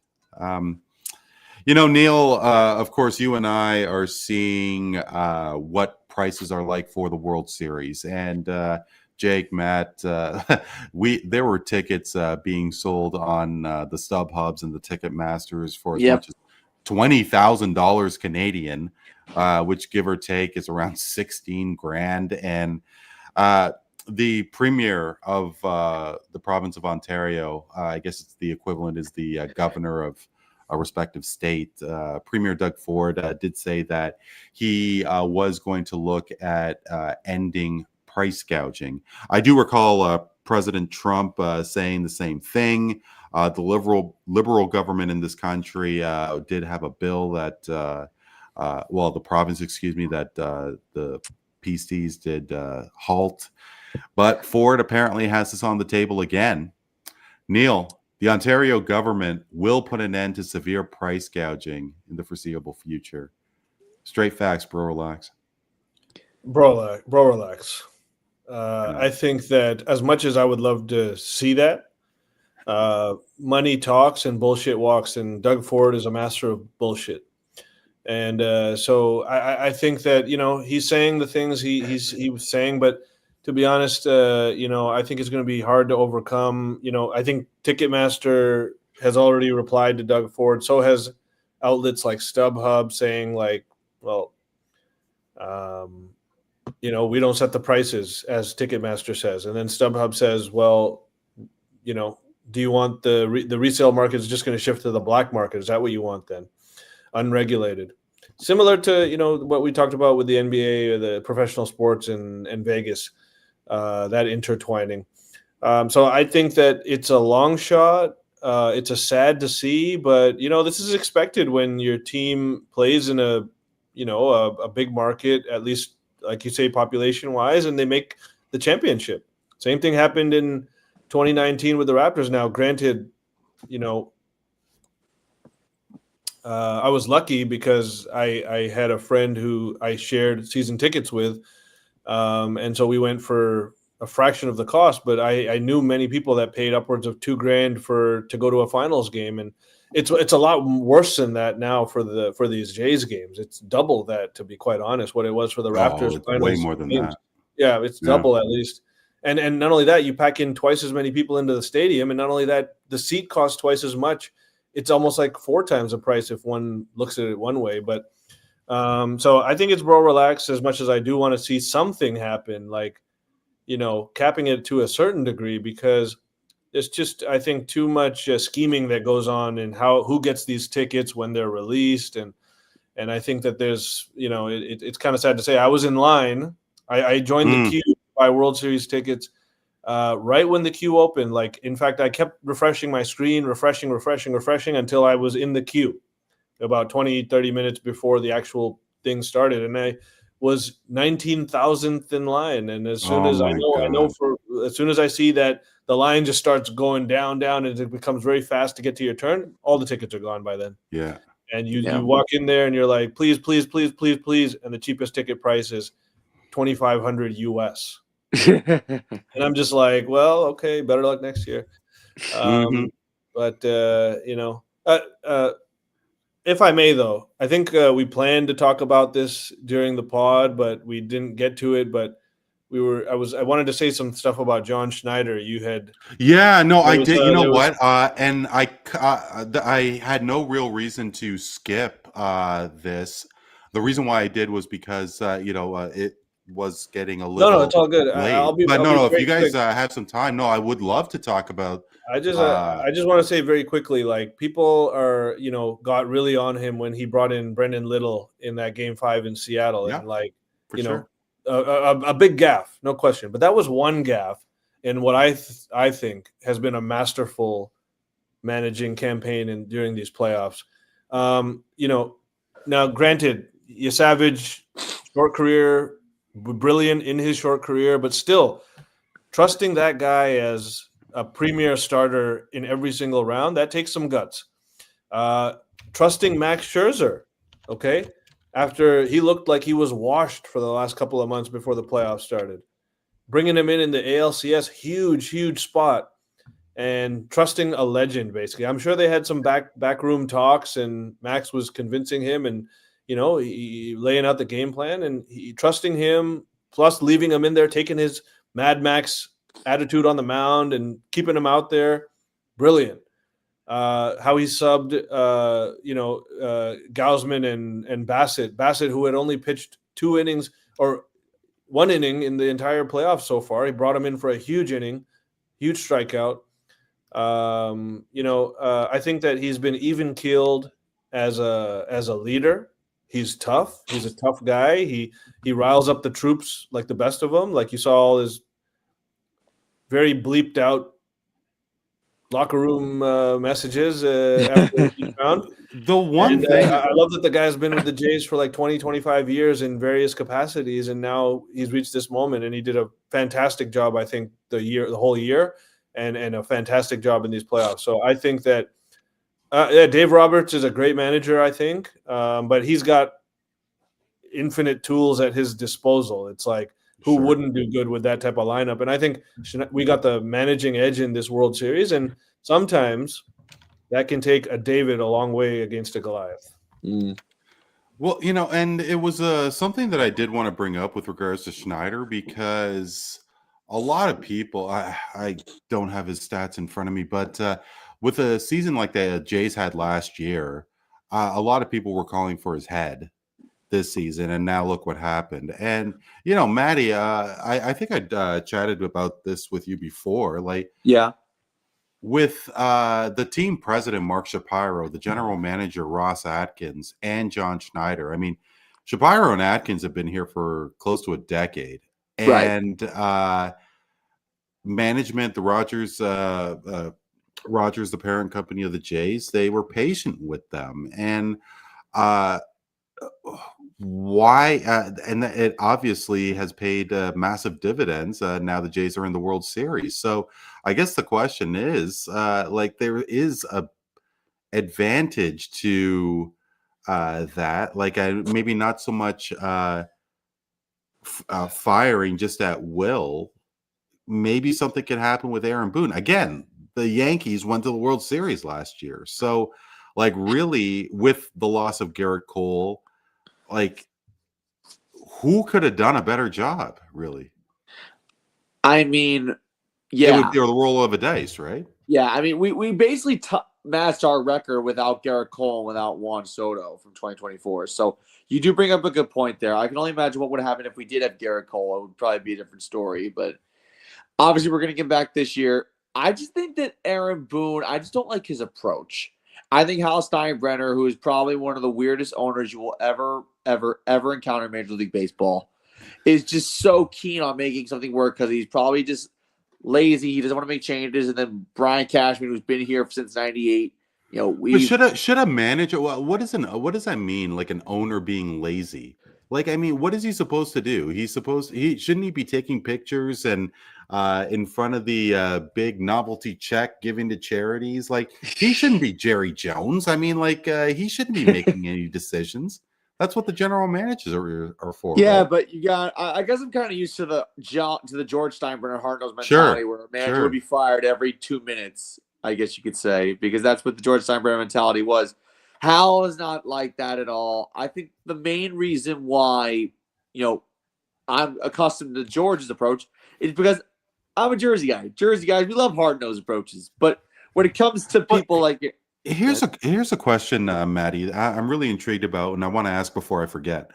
What does your dad think of George Steinbrenner? And if your grandfathers lived in the Jersey tri-state area, and if they're Yankee fans, because there was a lot of years where the Yankees didn't do anything. They went from 78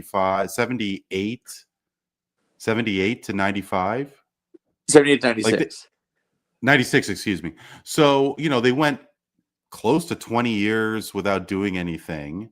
And, Steinbrenner, like I can remember the back and forth that he had with Billy Martin. The Yankees were a bit of a sideshow. Yep. What do your elders think about the Yankees? And, specifically George Steinbrenner, because you as a person of your age may think that George is a genius. But like I remember those years before 96 and the Yankees were nothing. Well, so George is a guy who is just he was a fiery guy. I mean, he had gotten into confrontations with everybody, but it was all because he was trying to find a good product. And yes, from 82 to 92, I believe, or no, the Yankees had that long stretch where they didn't have a winning season. And yes, George Steinbrenner was the owner during that time. But you know what? He was a fiery guy. He got in your face. He held people accountable. And Hal Steinbrenner just doesn't. So when people say, oh, George is rolling in his grave over the Yankees, that's exactly why. Hal doesn't hold people accountable. George did. If George Steinbrenner was still alive, he'd chew out Aaron Boone after the 2024 World Series and say, get your fucking shit together. That's what he would say. Okay, but like how many Yankee fans would approve of that? Aaron Judge. Okay, fine. Yeah, like I mean, whatever he was in last year's playoffs, excuse me. But would that have done anything? I mean, look at him how he did this year. I think he's going to win MVP personally. You think Judge will win MVP?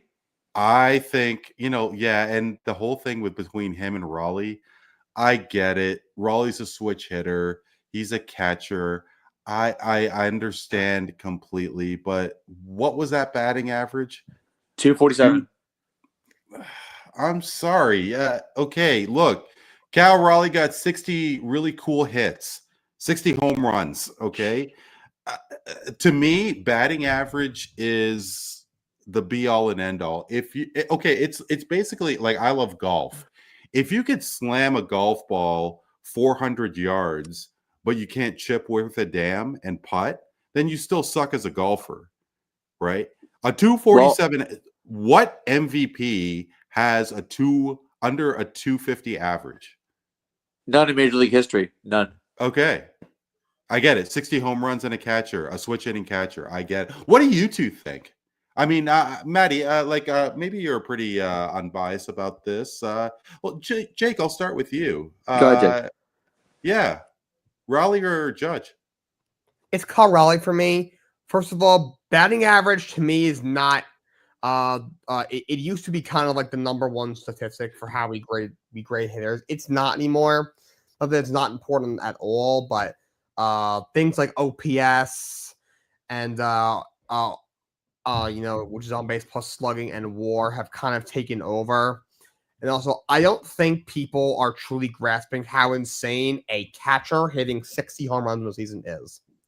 A catcher, for what they have to do defensively, they have to manage the entire pitching staff. They have to know what every pitcher's pitch is. They have to call every single pitch through every single game. They got to know every pitcher on the roster, the starters, the relievers, guys that get called up to the roster from the minor leagues. They got to know them. But Jake, isn't that what Gold Gloves are for?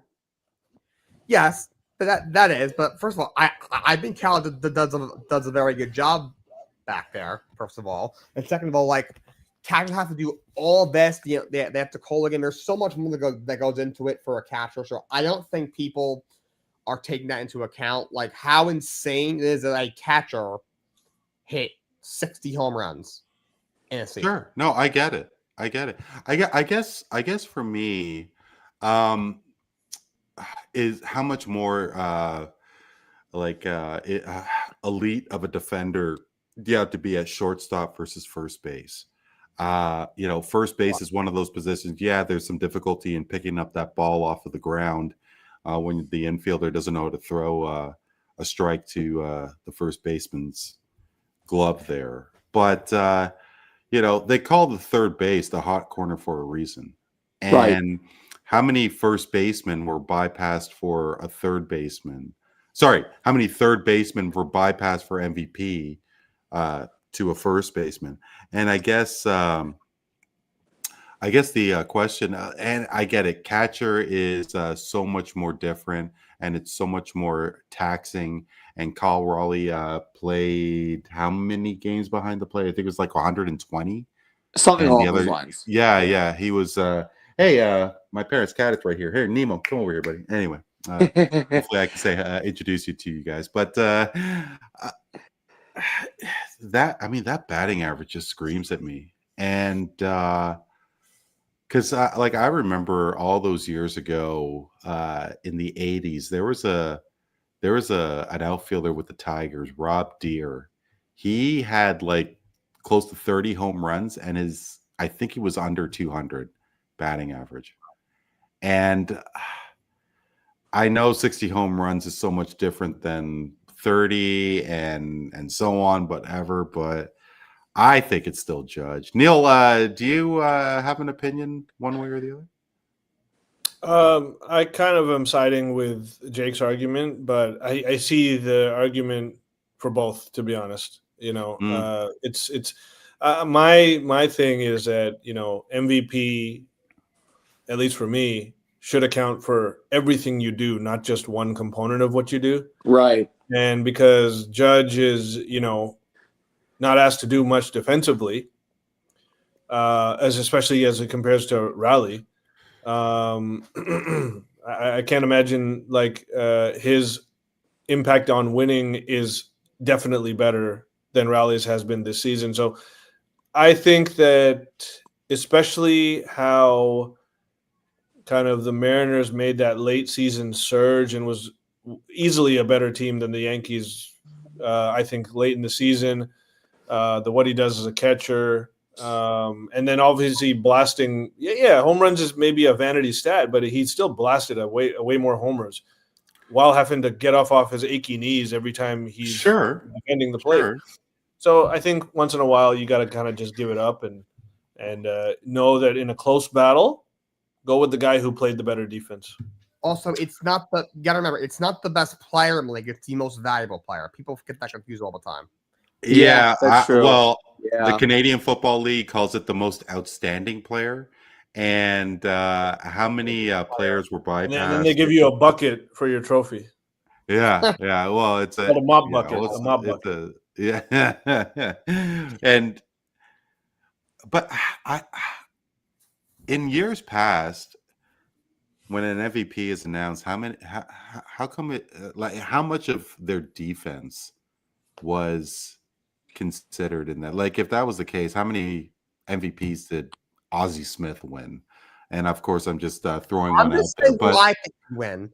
To me, it's the most. First of all, Aaron Judge also was hurt for 10 days. I take that into account too.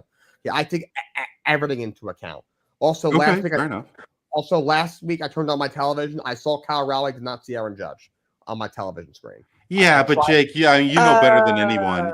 You know better than anyone that these kind of awards are only for regular season. They are, but they should be. And look, Judge had a great postseason, but I think it's Kyle Raleigh. Also, what Kyle Raleigh did was historic. Judge had a fantastic year. It wasn't what historic? It was 60 home runs. What's this? 60 home runs. Yeah, I get it. Okay, fine. But it's not 73. Can I step in here for a second? I wonder why. Since it's my guy that Jake's talking about. First off, I'm going to be honest. I don't know who's going MVP. It could honestly be both of them. That's number one. Second of all, yes, Cal Raleigh did something pretty historic. No catcher had hit 50 home runs in the season, let alone 60. So, yes, Cal Raleigh did something very historic. Fair enough. So I will give Cal Raleigh that. Third, Aaron Judge is 33 years old. He batted .331. And Cal Raleigh batted .247.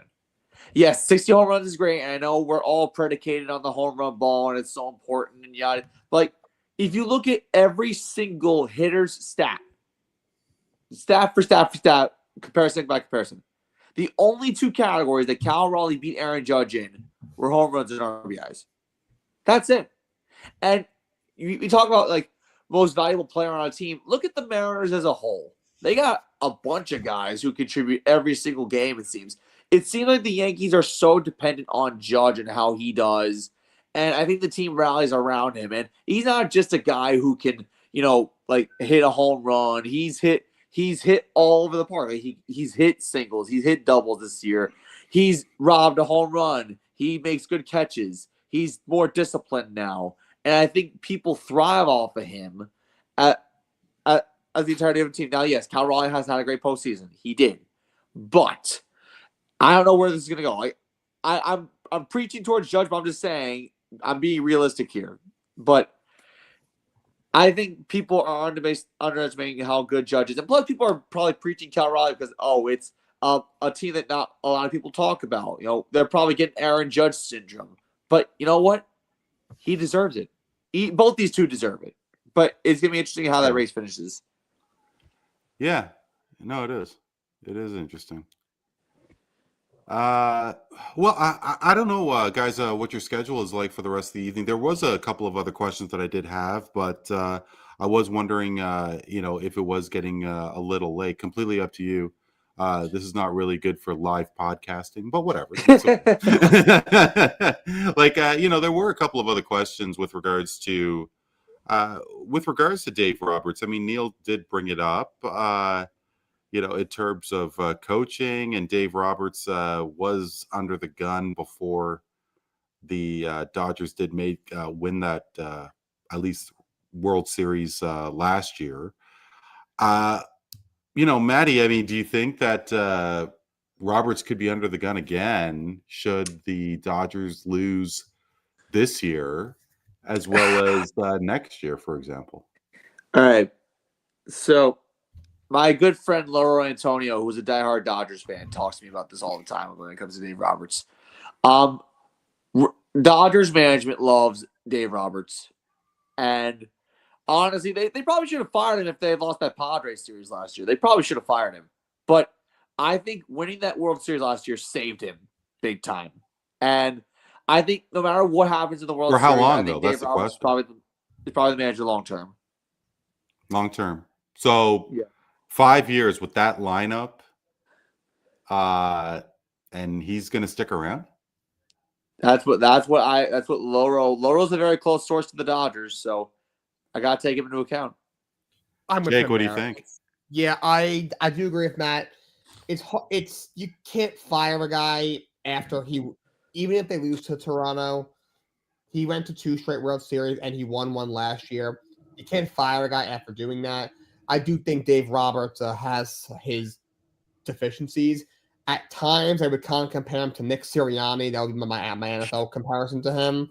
Like, he wins a lot of games, but he's like, he's not the best true head coach or manager in the league. In fact, he's more towards the middle of the pack. I think he benefits a little bit from a loaded roster. But the players like him a lot. Yeah. The organization likes him a lot. He won a World Series a season ago. He got to the World Series this year. There was a point in the season where the Dodgers weren't playing very well, and people were like, are they going to have a deep run this year? But they were able to kind of corral themselves down the stretch. Right. World Series, and I mean, they're in the driver's seat to win. Who knows what will happen? There's still a whole potentially 7 games for that to be determined. Yeah. But maybe if they lose this year and like you lose in the first round next year, maybe the thought would creep into their minds. But as of right now, I don't think that's even on the topic right now. Yeah. I guess are they that passionate about baseball in LA as say they are in New York with either the Yankees or the Mets or the Cubs to a degree? Like, because hey, the example I've said how many times now, Maddie? I mean, Aaron Boone made a World Series last year.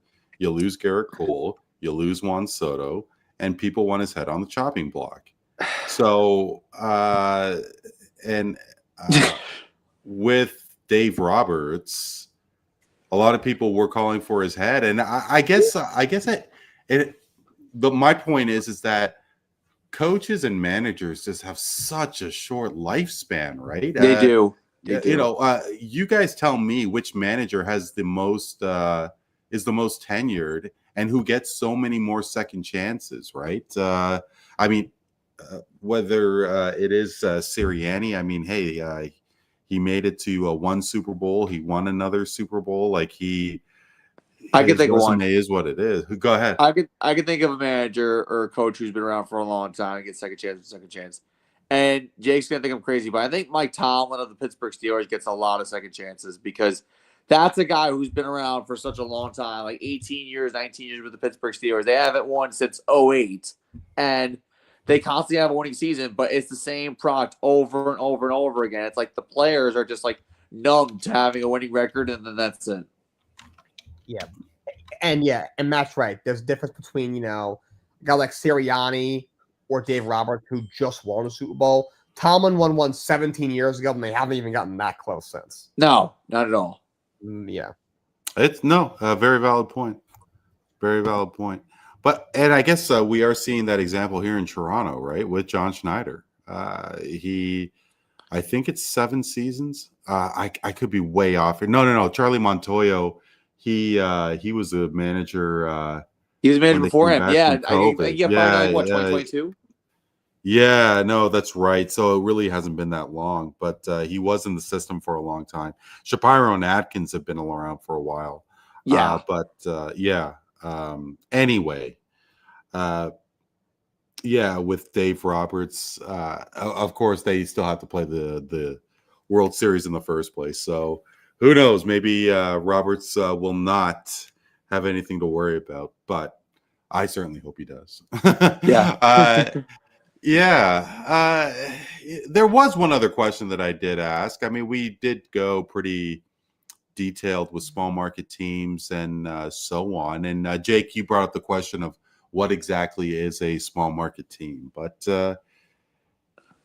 I guess there are so many athletes, stars there that are the marquee names, the Aaron Judge, the Patrick Mahomes, the Tom Brady's, the Connor McDavid's, the LeBron James.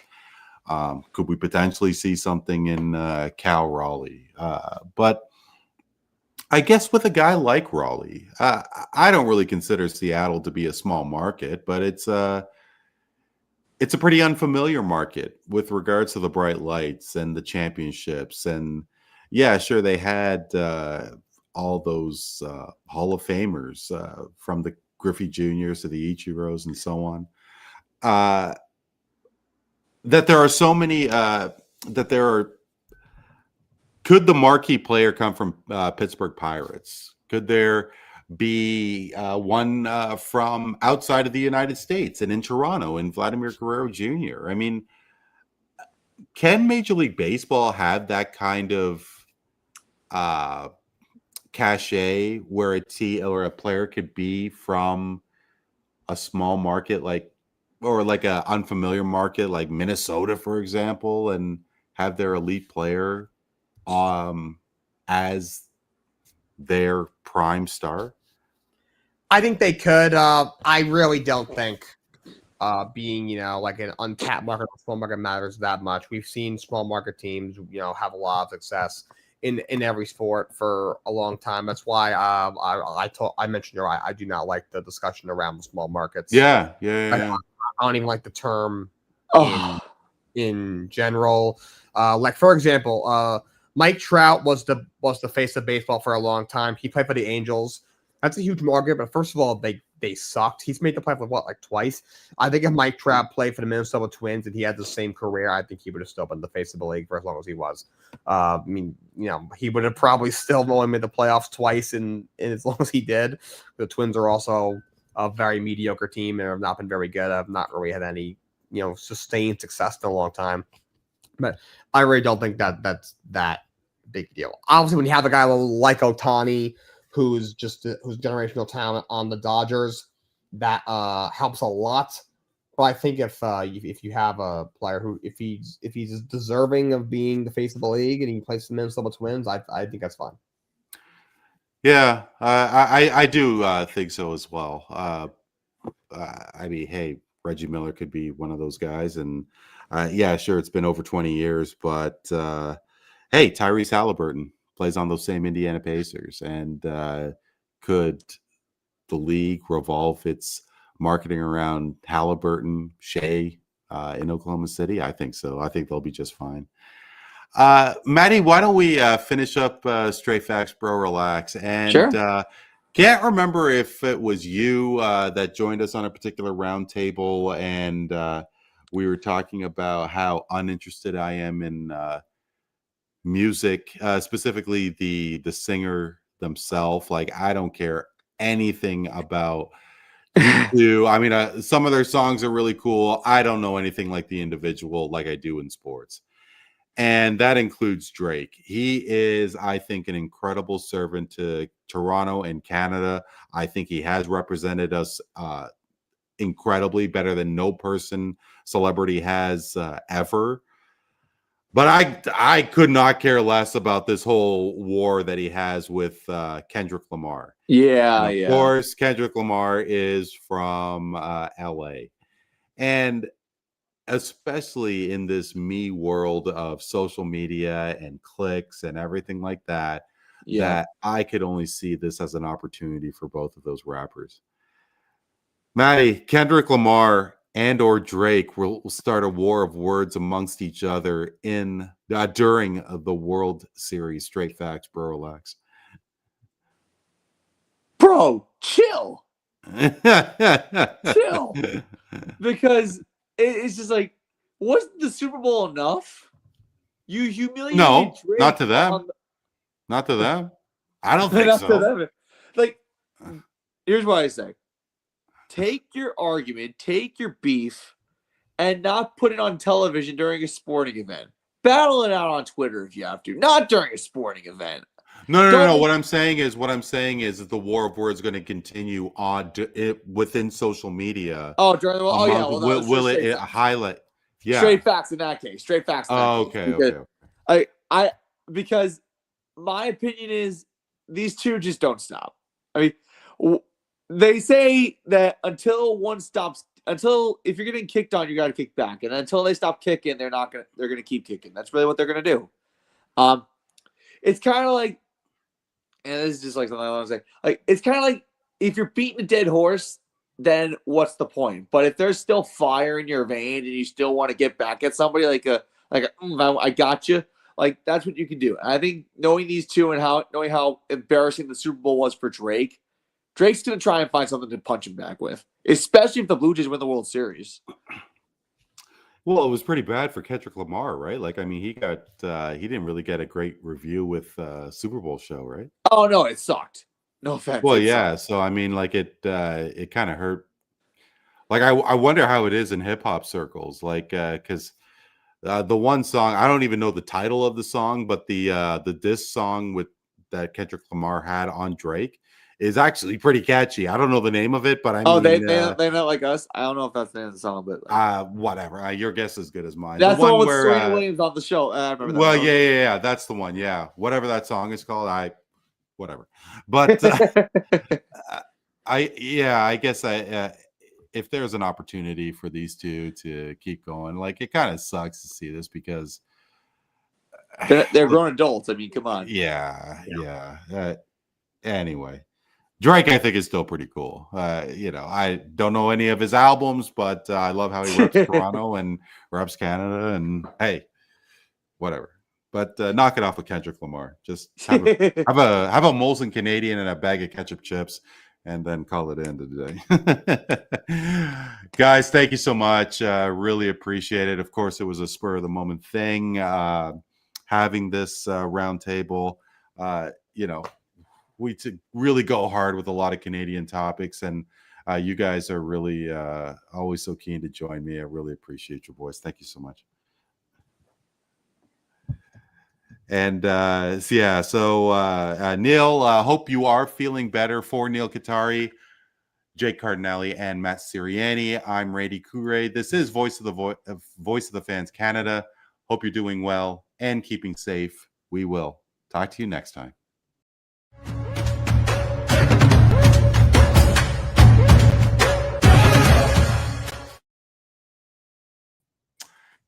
Thank you